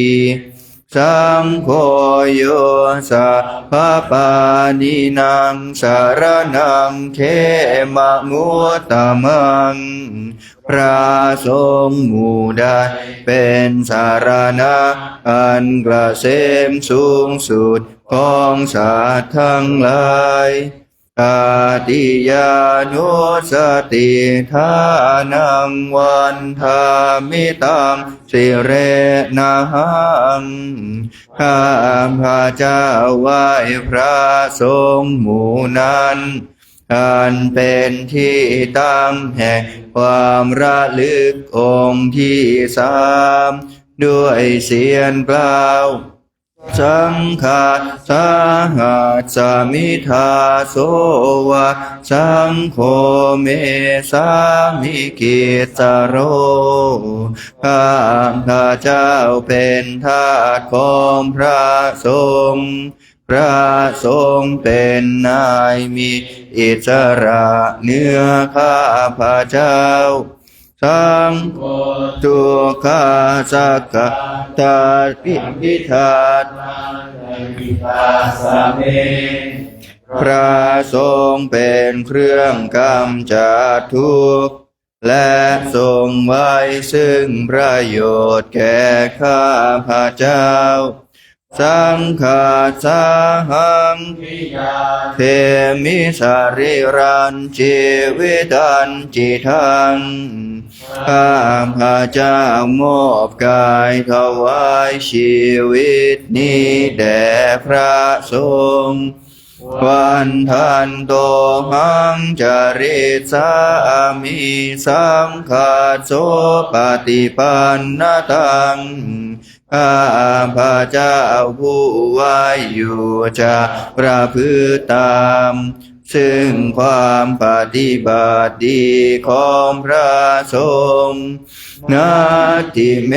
สารนังอัญญาสังโฆเมสารนังวรังสารณะอื่นของข้าพระเจ้าไม่มีพระสงฆ์เป็นสารณะอันประเสริฐของข้าพระเจ้าเอเตนะสัจวัชเชนะวัตยัมสาธุสาสเนด้วยการกล่าวคำสัตย์นี้ข้าพระเจ้าพึงเจริญในพระศาสนาของพระศาสดาสังฆังเมวันนามาเนนายังปุญญังปัสสุตังอิทาข้าพระเจ้าผู้ไว้อยู่ซึ่งพระสงฆ์ได้ควรควายบุญใดในบัดนี้สาเพปิอันตรายาเมมาเหสุงตัสสะเตชะสาอันตรายทั้งปวงอย่าได้มีแก่ข้าพระเจ้าด้วยเดชแห่งบุญนั้นกายเยนะวาจายวเจตสาวาด้วยกายก็ดีด้วยวาจาก็ดีด้วยใจก็ดีสังเคกุกัมมังปะกตังมายายังกรรมหน้าติเตียนอันใดที่ข้าพระเจ้ากระทำแล้วในพระสงฆ์สังโฆปฏิคันหตุอาจยันตังพระสงฆ์จงงดซึ่งโทษล่วงเกินอันนั้นกาลันตะเรสังวริตุงวะสังเคเพื่อการสำรวมระวังในพระสงฆ์ในการต่อไป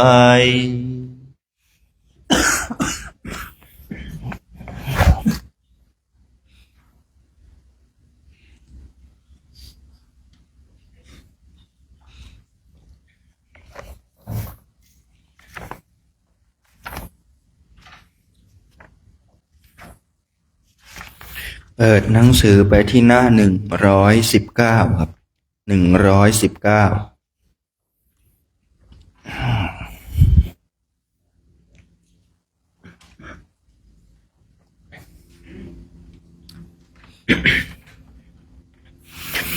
หันธรรมยังอาทิตตปริยยะสุตตปาทังพนามะเสเอวะเม สุตังเอกะสมัยยังภะคะวะขยายังวิหารติยาสิเสสะทิงภิกขุสหัสเสนาตาตาระโคภะคะวะภิกขุอามันเตสีข้าเจ้าคือพระอานนท์ได้สดับมาอย่างนี้สมัยหนึ่งพระผู้มีพระภาคเจ้าเสด็จประทับอยู่ที่ขยาสีสะประเทศใกล้แม่น้ำขยากราบด้วยพระภิกษุ1,000 รูปในการนั้นแลพระผู้มีพระภาคเจ้าตรัสเตือนพระภิกษุทั้งหลายให้ตั้งใจฟังภาษิตนี้ว่าสัพพังภิกขเวอาทิตังกินจะภิกขเวสัพพังอาทิตังจะคุงภิกขเวอาทิตังรูปะอาทิตาจักขุวิญญาณอาทิตังจักขุสัมผัสโสอาทิโตดูก่อนภิกษุทั้งหลายสิ่งทั้งปวงเป็นของร้อนดูก่อนภิกษุทั้งหลายก็อะไรเล่าชื่อว่าสิ่งทั้งปวงดูก่อนภิกษุทั้งหลายจักษุคือในตาเป็นของร้อนรูปทั้งหลายเป็นของร้อนวิญญาณอาศัยจักษุเป็นของร้อนสัมผัสอาศัยจักษุเป็นของร้อนยัมปิทังจักขุสัมผัสสะปัจจยาอุปาชติเวทายตังสุขังวะทุกขังวะอทุกขัมสุขังวะตัมปิอาทิตังเกนะอาทิตังความรู้สึกคือเวทนาเกิดขึ้นเพราะจักษุสัมผัสเป็นปัจจัยนี้แม้อันใดเป็นสุขก็ดีทุกข์ก็ดีไม่ใช่ทุกข์ไม่ใช่สุขก็ดีแม้อันนั้นก็เป็นของร้อนด้วยอะไรอันอะไรมาเผาให้ร้อนอาทิตังราคะกินาโทสะกินาโมหะกินาอาทิตังชาติยาชรามรณะนะโสเกหิปาริเทเวหิทุเขหิโทมานะเสหิอุปายาเสหิอาทิตันติวัฏามิเรากล่าวว่าร้อนด้วยไฟคือราคะด้วยไฟคือโทสะด้วยไฟคือโมหะร้อนด้วยความเกิดด้วยความแก่และความตายร้อนด้วยความโศกด้วยความร่ำไรรำพันด้วยความเจ็บกายด้วยความเสียใจด้วยความคับแค้นใจทั้งหลายโสตังอาทิตังสัทธาอาทิตาโสตวิญญาณ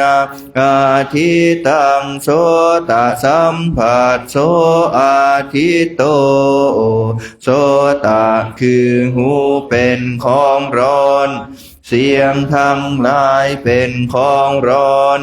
วิญญาณอาศัยโสตเป็นของร้อนสัมผัสอาศัยโสตเป็นของร้อน ยัมปิทังโสตสัมผัสสะปัจจยาอุปัชฌติเวทยิตังสุขังวาทุกขังวาทุกขมสุขังวาธัมปิอาทิตังเกนะอาทิตังความรู้สึกอารมณ์คือเวทนาเกิดขึ้นเพราะโสตสัมผัสเป็นปัจจัยนี้แม้อันใดเป็นสุขก็ดีทุกข์ก็ดีไม่ใช่ทุกข์ไม่ใช่สุขก็ดีแม้อันนั้นก็เป็นของร้อนด้วยอะไรมาเผาให้ร้อนอาทิตังราคะกินาโทสะกินาโมหะกินาอาทิตังชาติยาชารามรเนนะโสเกหิปาริเทเวหิทุเคหิโทมนะเสหิอุปายาเสหิอาทิตันติวัฏฐามิเรากล่าวว่าร้อนด้วยไฟคือราคะด้วยไฟคือโทสะด้วยไฟคือโมหะร้อนด้วยความเกิดด้วยความแก่และความตายร้อนด้วยความโศกด้วยความร่ำไรรำพันด้วยความเจ็บกายด้วยความเสียใจด้วยความคับแค้นใจทั้งหลายขานังอาทิตังขันธาอาทิตาขานะวิญญาณอาทิตังขานะสัมผัสโสอาทิโตขานะคือจมูกเป็นของร้อนกลิ่นทั้งหลายเป็นของร้อนวิญญาณอาศัยขานะเป็นของร้อนสัมผัสอาศัยขานะเป็นของร้อนยัมปิทังคานะสัมผัสสะปัจจยาอุปัชฌติเวทยิตังสุขังวาทุกขังวาทุกขมสุขังวาธัมปิอาทิตังเกนะอาทิตังความรู้สึกอารมณ์คือเวทนาเกิดขึ้นเพราะกานะสัมผัสเป็นปัจจัยนี้แม้อันใดเป็นสุขก็ดีทุกข์ก็ดีไม่ใช่ทุกข์ไม่ใช่สุขก็ดีแม้อันนั้นก็เป็นของร้อนด้วยอะไรมาเผาให้ร้อนอาทิตังราคะกินาโทสะกินาโมหะกินาอาทิตังชาติยาชารามรเนนะโสเกหิปาริเทเวหิทุเคหิโทมนะเสหิอุปายาเสหิอาทิตันติวัฏฐามิเรากล่าวว่าร้อนด้วยไฟคือราคะด้วยไฟคือโทสะด้วยไฟคือโมหะร้อนด้วยความเกิดด้วยความแก่และความตายร้อนด้วยความโศกด้วยความร่ำไรรำพันด้วยความเจ็บกายด้วยความเสียใจด้วยความคับแค้นใจทั้งหลายชิวหาอาทิตาระสาอาทิตาชิวหาวิญญาณังอาทิตังชิวหาสัมผัสโสอาทิโตชิวหาคือลิ้นเป็นของร้อนรสทั้งหลายเป็นของร้อนวิญญาณอาศัยชิวหาเป็นของร้อนสัมผัสอาศัยชิวหาเป็นของร้อน ยัมปิทังชิวหาสัมผัสสัพปัจจยาอุปาชติเวทายตังสุขังวาทุกขังวาอทุกขังสุขังวาตัมปิอาทิตังเกนะอาทิตังความรู้สึกอารมณ์คือเวทนาเกิดขึ้นเพราะชิวหาสัมผัสเป็นปัจจัยนี้แม้อันใดเป็นสุขก็ดีทุกข์ก็ดีไม่ใช่ทุกข์ไม่ใช่สุขก็ดีแม้อันนั้นก็เป็นของร้อนด้วยอะไรอะไรมาเผาให้ร้อนอาทิตังราคะกินาโทสะกินาโมหะกินาอาทิตังชาติยาชรามรณเนนะโสเกหิปริเทเวหิทุเคหิโทมานะเสหิอุปายาเสหิอาทิตันติวัฏามิเรากล่าวว่าร้อนด้วยไฟคือราคะด้วยไฟคือโทสะด้วยไฟ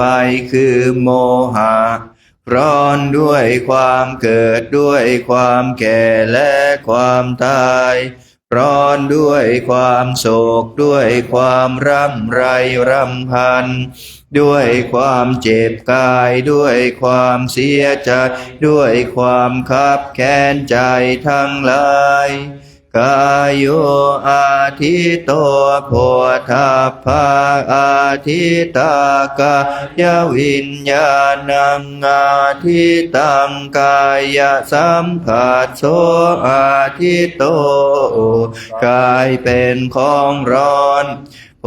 ธาภะคืออารมณ์ที่จะพึงถูกต้องด้วยกายเป็นของร้อน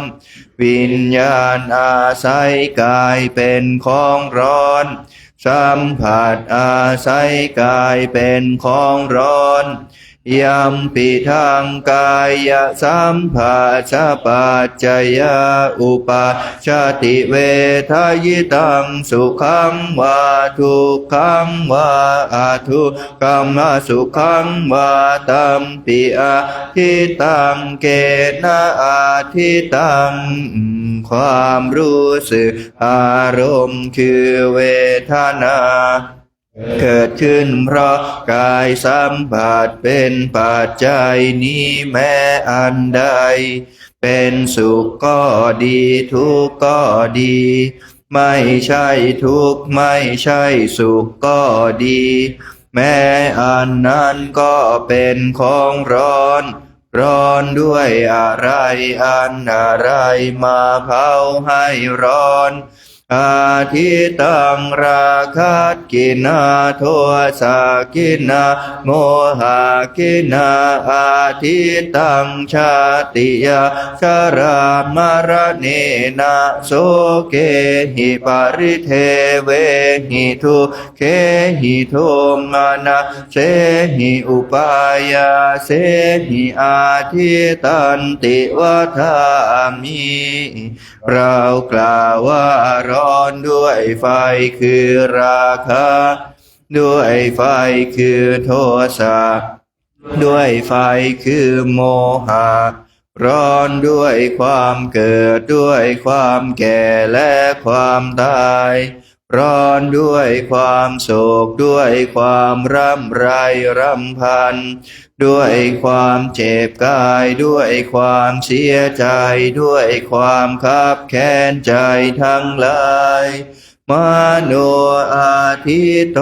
ธรรมะอาทิตามโน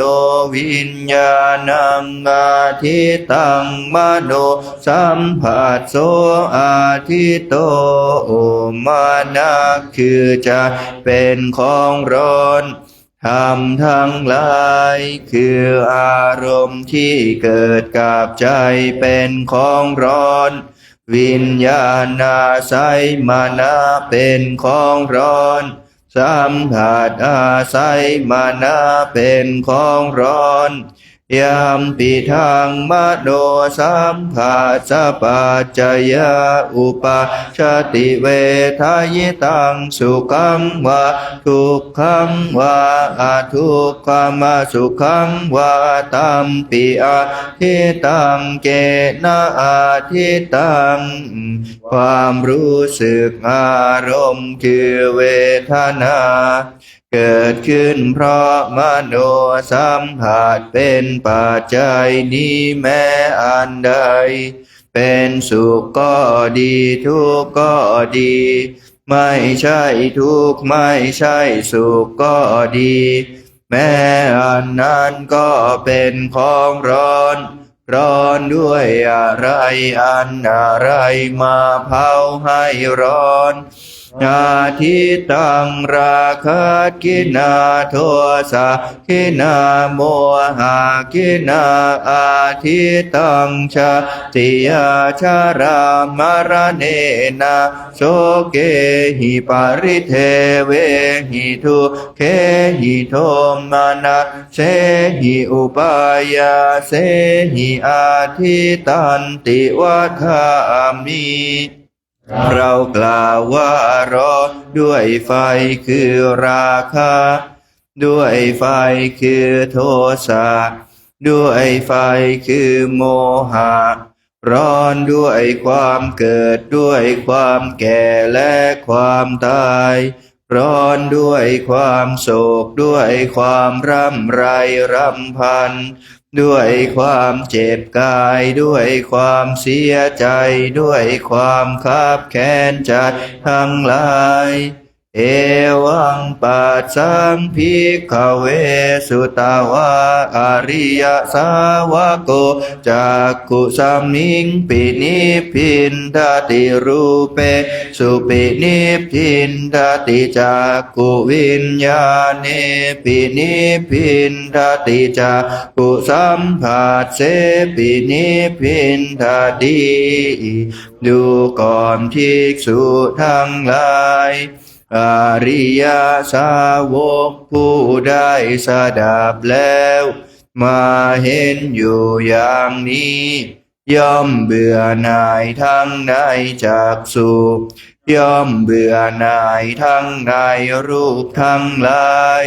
ย่อมเบื่อหน่ายทั้งในวิญญาณอาศัยจักษุย่อมเบื่อหน่ายทั้งในสัมผัสอาศัยจักษุยามปิทังจักขุสัมผัสปัจจยาอุปาชติเวทายตังสุขังวาทุกขังวาทุกขมาสุขังวาตัสสมิงปินิพพินทติความรู้สึกอารมณ์คือเวทนาเกิดขึ้นเพราะจักษุสัมผัสเป็นปัจจัยนี้แม้อันใดเป็นสุขก็ดีทุกข์ก็ดีไม่ใช่ทุกข์ไม่ใช่สุขก็ดีแม้ย่อมเบื่อหน่ายทั้งในความรู้สึกนั้นโสตัสสมิงปินิพพินทติสาเทสุปินิพพินทติโสตวิญญาเนปินิพพินทติโสตสัมผัสเสปินิพพินทติย่อมเบื่อหน่ายทั้งในโสตย่อมเบื่อหน่ายทั้งในเสียงทั้งหลายย่อมเบื่อหน่ายทั้งในวิญญาณอาศัยโสตย่อมเบื่อหน่ายทั้งในสัมผัสอาศัยโสตยามปิทังโสตสัมผัสปัจจยาอุปาชติเวทายตังสุขังวาทุกขังวาอาทุกขมาสุขังวาตัสสมิงปินิพพินทติความรู้สึกอารมณ์คือเวทนาเกิดขึ้นเพราะโสตสัมผัสเป็นปัจจัยนี้แม้อันใด เป็นสุขก็ดีทุกข์ก็ดีไม่ใช่ทุกข์ไม่ใช่สุขก็ดีย่อมเบื่อหน่ายทั้งในความรู้สึกนั้นหานาสมิงปินิพินทติคันเทสุปินิพินทติคานวิญญาเนปินิพินทติคานสัมภะเส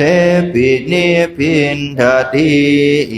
ย่อมเบื่อหน่ายทั้งในคานะ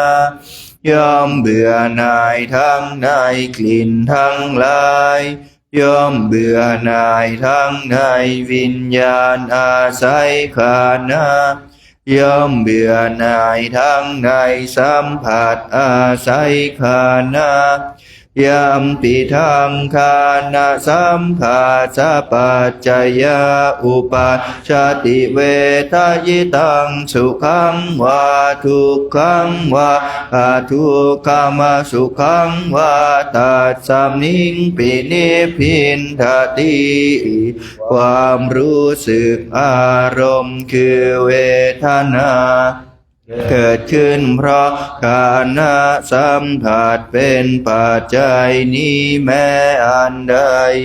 เป็นสุขก็ดีทุกข์ก็ดีไม่ใช่ทุกข์ไม่ใช่สุขก็ดีย่อมเบื่อหน่ายทั้งในความรู้สึกนั้นชิวหายาปินิพินดาติระเสสุปินิพินดาติชิวหาวิญญาเนปินิพินดาติชิวหาสัมผัสเสปินิพินดาติย่อมเบื่อหน่ายทั้งในชิวหาย่อมเบื่อหน่ายทั้งในรสทั้งหลายย่อมเบื่อหน่ายทั้งในวิญญาณอาศัยชิวหาย่อมเบื่อหน่ายทั้งในสัมผัสอาศัยชิวหายามปิทังชิวหาสัมภะสปัจจยาอุปัชชติเวทยิตังสุขังวาทุกขังวาอาทุกขมาสุขังวาตัสสมิงปินิพินทติความรู้สึกอารมณ์คือเวทนาเกิดขึ้นเพราะชิวหาสัมผัสเป็นปัจจัยนี้แม้อันใดเป็นสุขก็ดีทุกข์ก็ดีไม่ใช่ทุกข์ไม่ใช่สุขก็ดีย่อมเบื่อหน่ายทั้งในความรู้สึกนั้นกายสมิงปินิพินทติโพธาเพสุปินิพินทติกายวิญญาเนปินิพินทติกายสัมผัสเสปินิพินทติย่อมเบื่อหน่ายทั้งในกายย่อมเบื่อหน่ายทั้งในโพธาภะทั้งหลายย่อมเบื่อหน่ายทั้งในวิญญาณอาศัยกายย่อมเบื่อหน่ายทั้งในสัมผัสอาศัยกายยามปิทังกายสัมผัสปัจจยาอุปัชชติเวทยิตังสุขังวาทุกขังวาทุกขมาสุขังวาตาสมิงปินิพินทติความรู้สึกอารมณ์คือเวทนาเกิดขึ้นเพราะกายสัมผัสเป็นปัจจัยนี้แม้อันใดเป็นสุขก็ดีทุกข์ก็ดีไม่ใช่ทุกข์ไม่ใช่สุขก็ดีย่อมเบื่อหน่ายทั้งในความรู้สึกนั้นมานาสมิงปินิพินทติธัมเมสุปินิพินทติมโนวิญญาเนปินิพินทติมโนสัมผัสเสปินิพินทติย่อมเบื่อหน่ายทั้งในมนา ย่อมเบื่อหน่ายทั้งในธรรมทั้งหลายย่อมเบื่อหน่ายทั้งในวิญญาณอาศัยมานะย่อมเบื่อหน่ายทั้งในสัมผัสอาศัยมานะยัมปิทังมโนสัมผัสปัจจยาอุปาชาติเวทยิตังสุขังวะทุกขังวะอาทุกขมาสุขังวะตัสสมิงปินิพินทติ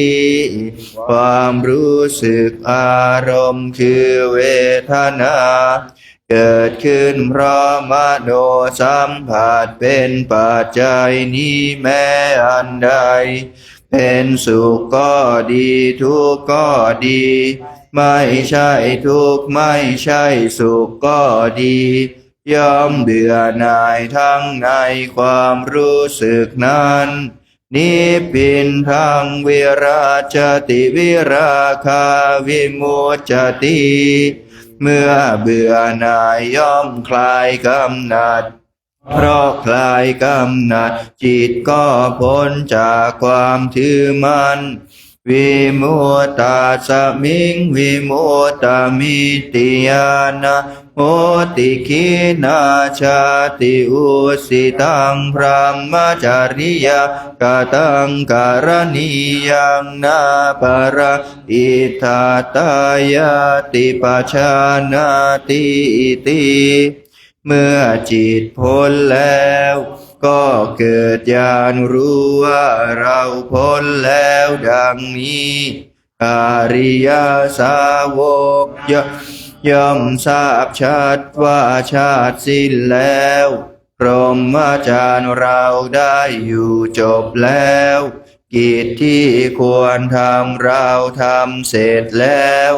กิจอื่นอีกเพื่อความเป็นอย่างนี้มิได้มีอิธัมมะโวจะภะคะวะอัตตมนาเตภิกขุภะคะวะโต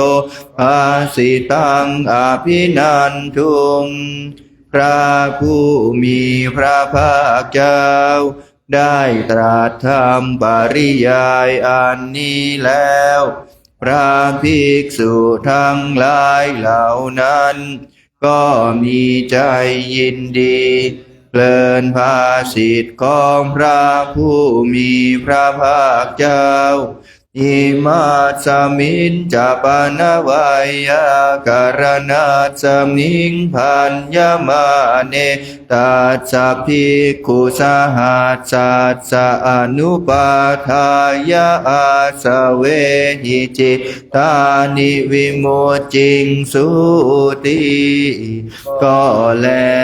เมื่อวัยยากรณ์นี้อันพระผู้มีพระภาคเจ้าตรัสอยู่จิตของพระภิกษุพานรูปนั้นก็พ้นจากอาสวะทั้งหลายไม่ถือมั่นด้วยอุปาทานดังนี้แลเปิดหนังสือย้อนกลับไปหน้า95ครับกรวดน้ำตอนเย็น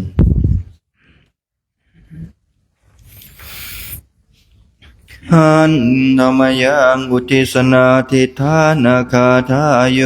ภนามาเสอิเมนาปุญญากรรมเมนาด้วยบุญนี้อุทิศให้อุปัชฌายคุณุตระ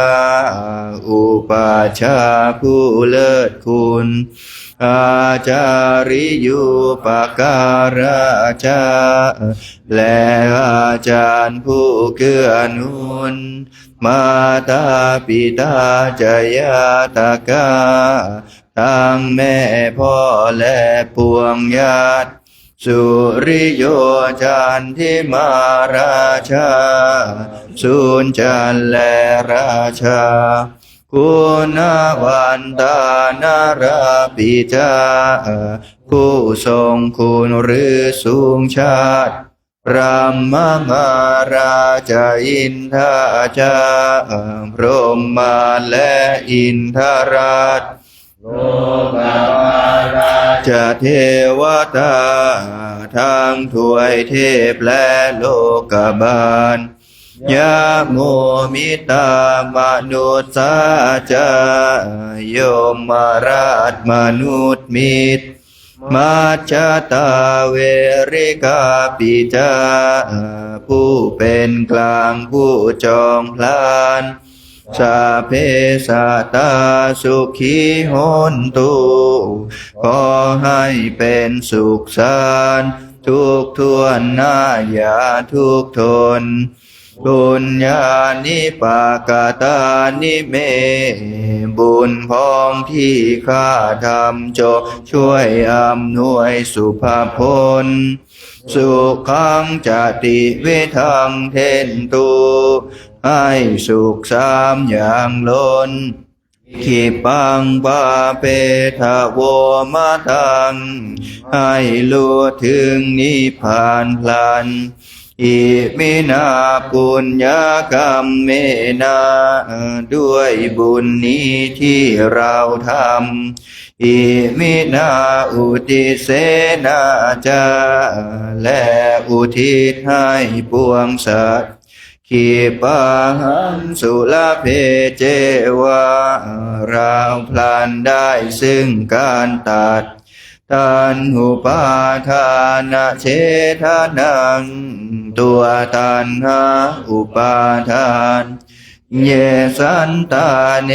หินาธรรมะสิ่งชั่วในดวงใจยาวะนิพพานโตมะมังกว่าเราจะถึงนิพพานนาสันตุสัพพทาเยวะมาลายสิ้นจากสันดานยะถาชาโตภเวภเวทุกภพที่เราเกิดอุชุจิตังสติปัญญามีจิตตรงและสติทั้งปัญญาอันประเสริฐสันเลโควิริยมหินาพร้อมทำความเพียรเลิศเป็นเครื่องขูดกิเลสหายมาราลพันตุโนกาสังโอกาสอย่าพึงมีแก่หมู่มารสิ้นทั้งหลายกาตุนจะวิริเยสุเมเป็นช่องประทุษร้ายทำลายล้างความเพียรจมพุทธาธิปวโรนาโทพระพุทธผู้บวรนาถธัมโมนาโทวรุตโมพระธรรมที่พึงอุดมนาโทปัจเจกพุทโธจาพระปัจเจกพุทธสมสังโฆนาโทตโรมะมังโทพระสงฆ์ที่พึงพยอมเตโสตมานุภาเวนะด้วยอานุภาพนั้นมาโรกาสังลพันตุมาขอหมู่มารอย่าได้ชมทัสสะปุญญานุภาเวนะด้วยเดชบุญทั้งสี่ปองมาโรกาสังลพันตุมาอย่าเปิดโอกาสแก่มารเถิด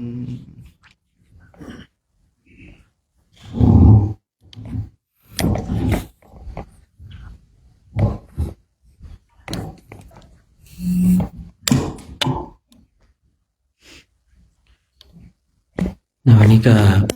ขออนุโมทนาเนาะได้ร่วมกันธรรมสวดมนต์ในคณะสัตยาติโยมเนาะต่อไปก็เป็นช่วงน้ำปนะอีกรอบหนึ่งเนาะเดี๋ยวก็จะได้ให้พรญาติโยมวันนี้ญาติโยมได้มีโอกาสได้มาร่วมกันทำวัดสวดมนต์ญาติโยมที่อยู่ทางบ้านเองก็ดีเนาะได้มาร่วมทำวัดสวดมนต์กับ คณะพระภิกษุสงฆ์ในโครงการจาริกธรรมตามมรดกพระศาสดาวัดดอยเทพนิมิตรเตรียมความพร้อมที่จะไปเดินธุดงค์หรือจาริกธุดงค์ที่ประเทศอินเดียและเนปาลตอนนี้มาเตรียมความพร้อมก่อนเตรียมความพร้อมพระคุณเจ้าครูบาอาจารย์ก็มาจากทั่วสารทิศภาคเหนือภาคใต้ภาคกลางอีสานกระโดดข้ามไปนู่นทางสปป.ลาวอีกมาร่วมกันประมาณเดือนกุมภาก็จะไปเดินที่ประเทศอินเดียและเนปาลช่วงนี้ก็เป็นช่วงเตรียมความพร้อมปีนี้ก็ได้มาพักที่นี่ที่ป่าชาบ้านป่าตึงป่าตึงใหม่เปล่าเนาะได้มาพักที่นี่เนี่ยก็ได้ดูเนาะดูญาติโยมก็เป็นผู้ที่มีศรัทธามีความเลื่อมใสในพุทธศาสนาเป็นผู้ที่มีปัญญามีปัญญามาร่วมทำวัดสวดมนต์เจริญธรรมกรรมฐานเท่านั้นยังไม่พอนะยังได้มาร่วมถวายน้ำปานะอีกพระคุณเจ้าของเราเนาะเดินจาริกตั้งแต่วันที่25 พฤศจิกายนจน68เนี่ยวันนี้23แล้วเนี่ยอีกวัน2 วันก็จะครบเดือนแล้วนะครบเดือนแล้วก็เดินกันจากจังหวัดลำปางจนมาถึงจังหวัดเชียงรายเนาะก็ผ่านมาหลายหมู่บ้านหลายอำเภอเนาะแต่ละที่แต่ละแห่งก็ให้การต้อนรับเป็นอย่างดีญาติโยมก็ได้มีโอกาสที่ได้สะสมซึ่งบุญกุศลมีโอกาสที่จะได้สร้างสิ่งที่ดีงามเพราะว่าการที่เราได้ทำบุญอยู่ในขอบเขตของพุทธศาสนานี่ถือว่าเป็นความโชคดีก่อนที่ศาสนาจะหายไปเนาะก่อนที่จะเกิดความอันตรธานคือหายไปลับไปสูญไปไม่ปรากฏแล้วเนี่ยอันตรธานพุทธศาสนาเนี่ยเนาะตอนนี้ยังตั้งอยู่ยังคงอยู่ยังดำรงอยู่แต่เมื่อใดก็ตามที่อันตรธานเนี่ยแสดงว่าหายไปแล้วดับไปแล้วสูญไปแล้วไม่ปรากฏให้เห็นคือว่าปริยัติอันตรธานปริยัติหายก่อนเมื่อปริยัติหายปฏิบัติก็หายปฏิบัติก็หายปริเวทก็หายลิงคะอันตรธานคือเพศของนักบวชก็จะหายไปเมื่อเพศของนักบวชหายไปก็ธาตุอันตรธานคือที่กล่าวไว้ตอนต้นเมื่อสักครู่นี้เนาะที่ว่าพระธาตุรวมกันจะเป็นรูปพระกายของพระพุทธเจ้าอีกครั้งหนึ่งในเมื่อศาสนาครบ 5,000 ปีเนาะ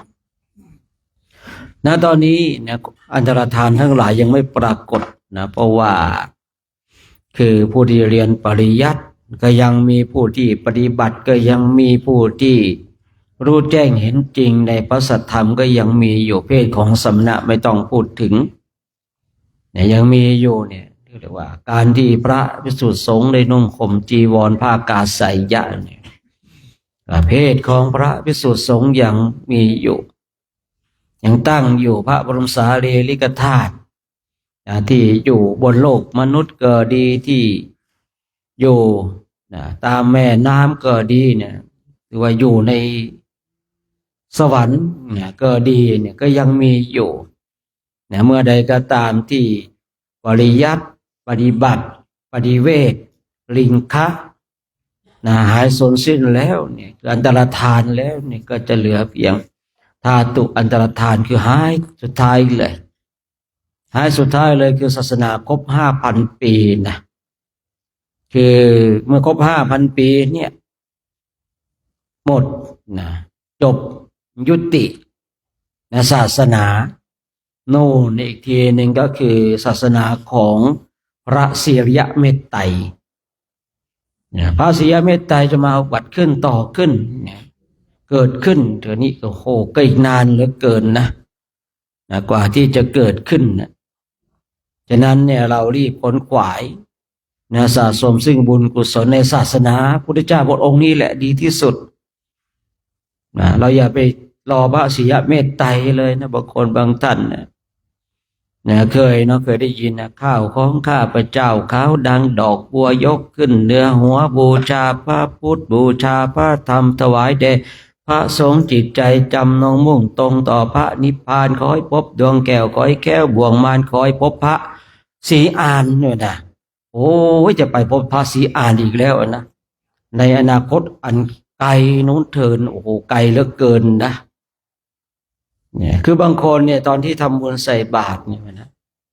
นะข้าวของข้าพเจ้าขาวดังดอกบัวยกขึ้นเนื้อหัวบูชาพระพุทธ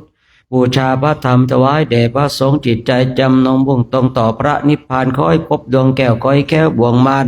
ขอให้พบพระศรีอานพระศรีอานคือว่าพระศิริยเมตไตรนั่นเองนะโอ้โหบางคนตั้งจิตจะไปนู่นเลยนะไกลแท้นะอย่างเราท่านทั้งหลายนี่ก็ต้องบอกว่านะบุญกุศลที่ข้าพเจ้าทำเนี่ยนิพพานปริโยโหตุเลยนะนิพพานเป็นที่ตั้งเนี่ยการที่เราทำบุญสุนทานทั้งหลายเนี่ยก็บอกว่านิพพานปริโยโหตุเนี่ยสาธุ10 วันที่ 16สักครั้งเถอะนะแม่ได้ไหมได้เหมือนกันนะ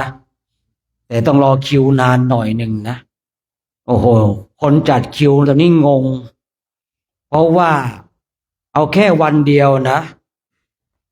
30 เดือนยังมี30 วันเอาแค่วันเดียวคนอธิษฐานว่าด้วยบุญกุศลที่ข้าพเจ้าเนี่ยได้ถวายน้ำปานะขอให้ข้าพเจ้าถูกรางวัลที่1จดเลยครับนะคนเรียงลำดับรางวัลที่1จดนะเราลองคิดดูนะว่าแค่วันเดียวนี่กี่คนเนาะเดือนนึงกี่คนนะครับปีนึงกี่คนโอ้โหกว่าจะถึงคิวเราไม่รู้กี่ภพกี่ชาติก็ไม่รู้รางวัลที่1เนี่ยนะได้เหมือนกันนะได้คิวแล้วนะใครอธิษฐานแบบนี้นะแต่จะถึงคิวเมื่อไหร่ก็ไม่รู้นะ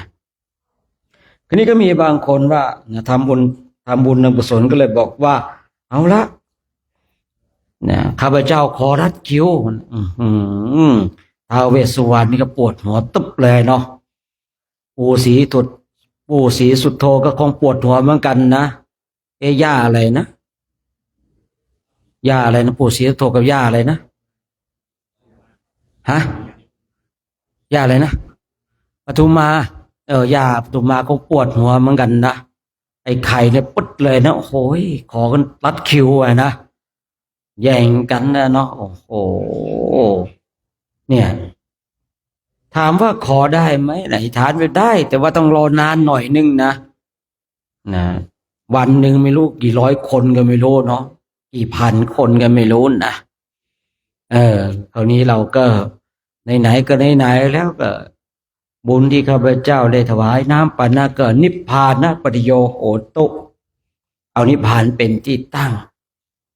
นะเมื่อเราเอานิพพานเป็นที่ตั้งแล้วก็เป็นเรื่องที่ดีนะ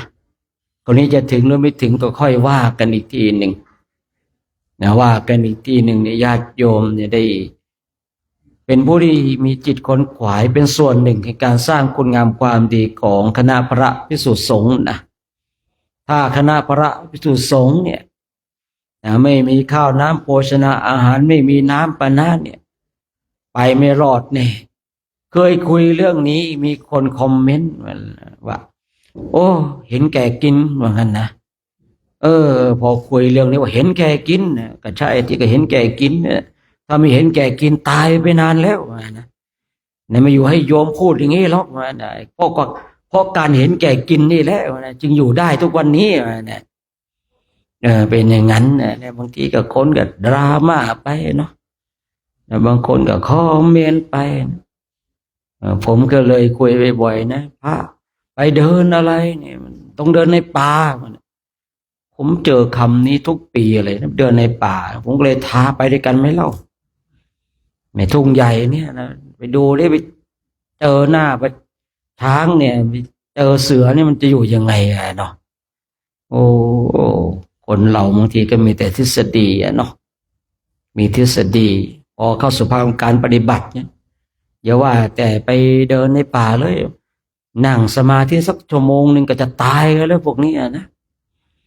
จะตายเพราะอะไรเนี่ยบางคนมีแต่ปฏิบัติมีแต่ปริยัติแต่ไม่ได้ปฏิบัติมันนั้นนะฉะนั้นเนี่ยอาหารเนี่ยเป็นตัวสำคัญนะเป็นสิ่งสำคัญเหมือนกันนะคือบางคนบางท่านว่าไม่สำคัญผู้พูดว่าสำคัญนะสำคัญมากๆเลยนะอาหารข้าวน้ำโภชนาอาหารเป็นสิ่งที่สำคัญมันเป็นตัวขับเคลื่อนที่จะนำพาให้เราเข้าสู่อริยมรรคอริยผลนะถ้าไม่มีน้ำปานะหรือไม่มีอาหารเนี่ยตายเดินมาไม่ถึงนี่หรอกนะเนี่ย20 กว่าวันเนี่ยถ้าไม่ได้ฉันอาหารเลยถ้าไม่มีน้ำปานะเนี่ยมาไม่ถึงหรอกนะญาติโยมที่มาถวายน้ำปานะวันนี้คงไม่ได้ทำบุญกับพระหรอกนะเพราะอาหารเป็นสิ่งสำคัญเป็นตัวขับเคลื่อนแต่พระพุทธเจ้าของเราสอนพระภิกษุให้รู้จักนะให้รู้จักในการบริโภคอาหารนะคือพูดง่ายๆว่าให้เรารู้จักนะในเรื่องของการบริโภคอาหารญาติโยมก็ต้องมีปัญญานะช่วงใดนะถวายควรถวายสิ่งใดเนาะแม่เมื่อตอนเย็นเนี่ยใส่กล้วยปิ้งได้ไหมนะเอาที่โยมสบายใจนะแต่โยมสบายใจอาตมาก็สบายใจเหมือนกันโยมเขาเลยถวายกล้วยปิ้งมาเนาะถวายกล้วยปิ้งมาเลยนะรีบเอาไปฉันนะเดี๋ยวจะเย็นไม่อร่อยนะมีการบังคับด้วยนะ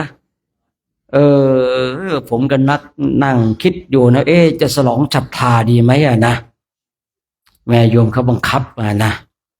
คือบางอย่างเนี่ยท่านทั้งหลายเนาะบางทีนี่ก็คือเราต้องเข้าใจว่าคนเขาอยากทำบุญเราก็ให้เขาได้บุญนะได้บุญได้กุศลไปแต่ถ้าบอกว่าโยมไม่ได้นะมันบาปโหโยมก็จำแม่นเลยต่อไปเนาะฉะนั้นบางสิ่งบางอย่างท่านทั้งหลายต้องพิจารณาให้มันแยบคายข้าวน้ำโภชนาอาหารแล้วก็ว่ากันไปเนี่ยญาติโยมเขาเป็นผู้ที่มีศรัทธาเนี่ยในแต่ละหมู่บ้านเนี่ยพูดเองเนาะผมเองก็ดูนะบางหมู่บ้านหมู่บ้านใหญ่เนาะวันนี้คงจะแบบเต็มที่แน่นะที่ไหนได้แทบจะไม่พอฉันเนาะบางหมู่บ้านเล็กนะมีไม่กี่หลังคาเนี่ยแต่อาหารการขบฉันนี่เต็มไปหมดเลยคือไม่ใช่ว่าที่ผมเคยบอกว่าไม่ใช่ว่าเขาเป็นคนที่แบบไม่ทำบุญสุนทานนะแต่ละหมู่บ้านเนี่ยเป็นคนที่ใจบุญแต่เนื่องโดยกรรมวิบากญาติของเราไม่มีตรงนั้นเนี่ยผมเลยบอกว่าผมเดินทางทั่วประเทศเนี่ยผมจะต้องฝากกระ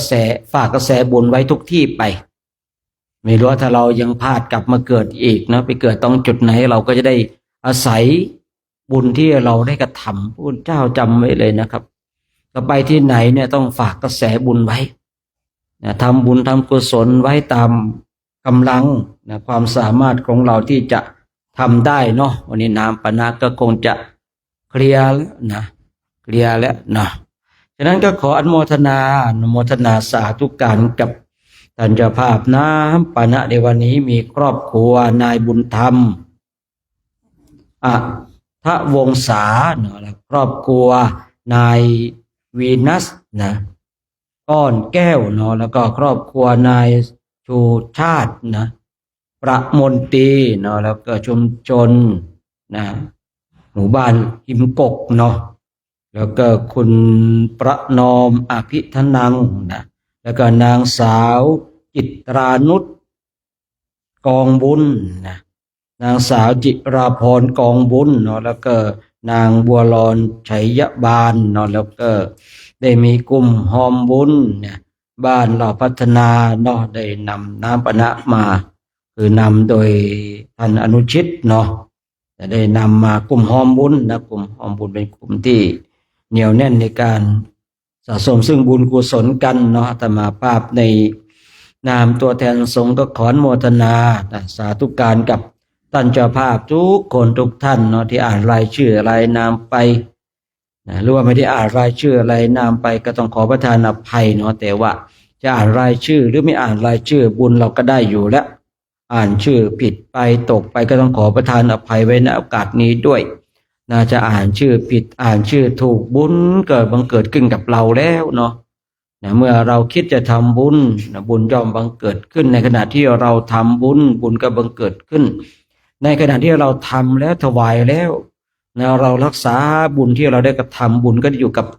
ตัวของเราตลอดไปฉะนั้นอาตมาภาพในนามตัวแทนสงฆ์ก็ขออ้างอิงคุณพระศรีพระรัตนตรัยจงปกปักรักษาท่านเจ้าภาพทุกคนทุกท่านจงมีความสุขมีความสงบมีความร่มเย็นคิดสิ่งประการใดที่เป็นไปโดยชอบประกอบในธรรมแล้วก็ขอให้สิ่งนั้นจงสำเร็จจงสำเร็จจงสำเร็จด้วยเถิดรับพรกันเด้อญาติโยมอยู่ที่นี่ญาติโยมที่ชมไลฟ์สดอยู่เนาะร่วมกันรับพรนะสัพพโลกาเวนิโมโตสัพพสันตาปวาชิโตสัพพเวรามาติกาโตนิยพุตโตจตุวังภาวะสัพพิติโยจันตุสัพพะโรโควินาศตุมาเตภวัตวันตารายโยสุขิธิคายุโกภวะอภิวาทนาสิริสานิยพุทธาปัจจายโนจาตารโรธามาวัฏันติอายุวันโนสุขังภะลังอนุโมทนาสาธุเน้อญาติโยมเนาะช่วงเย็นก็เป็นน้ำปานะนะถ้าตอนเช้าก็ต้องเป็นข้าวหม้อแกงหม้อเน้อเอาละต่อไปกราบพระพร้อมกันนะ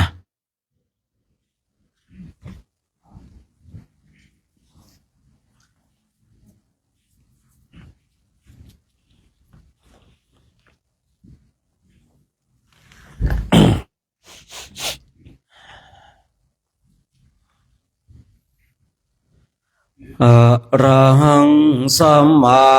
สัมพุทโธภะคะวาพุทธังภะคะวันตังอะภิวาเทมิสุขะโตภะคะวะตาธัมโมธัมมังนะมัสสามิสุปฏิปันโนภะคะวะโตสาวกสังโฆสังฆังนะมามิมหาตาปิโตโกนังอาหังวันทามิคุโรโอปัชฌาอาจาริยาคุณาอาหังวันทามิน้อมจิตน้อมใจกราบคุณครูบาอาจารย์พร้อมกัน3 ครั้งพร้อมแล้วกราบกราบกราบ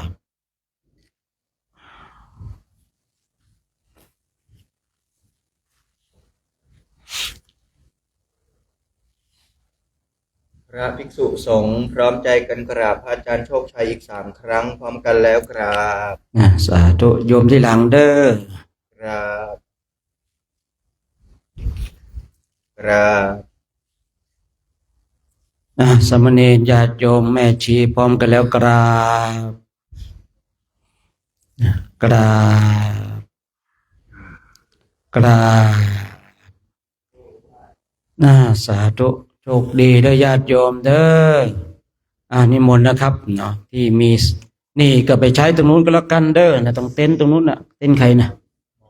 หมอไปต้องเต็นท์ต้องหมอเลยนะเดี๋ยวฝากไม่ปิงไปด้วยนะ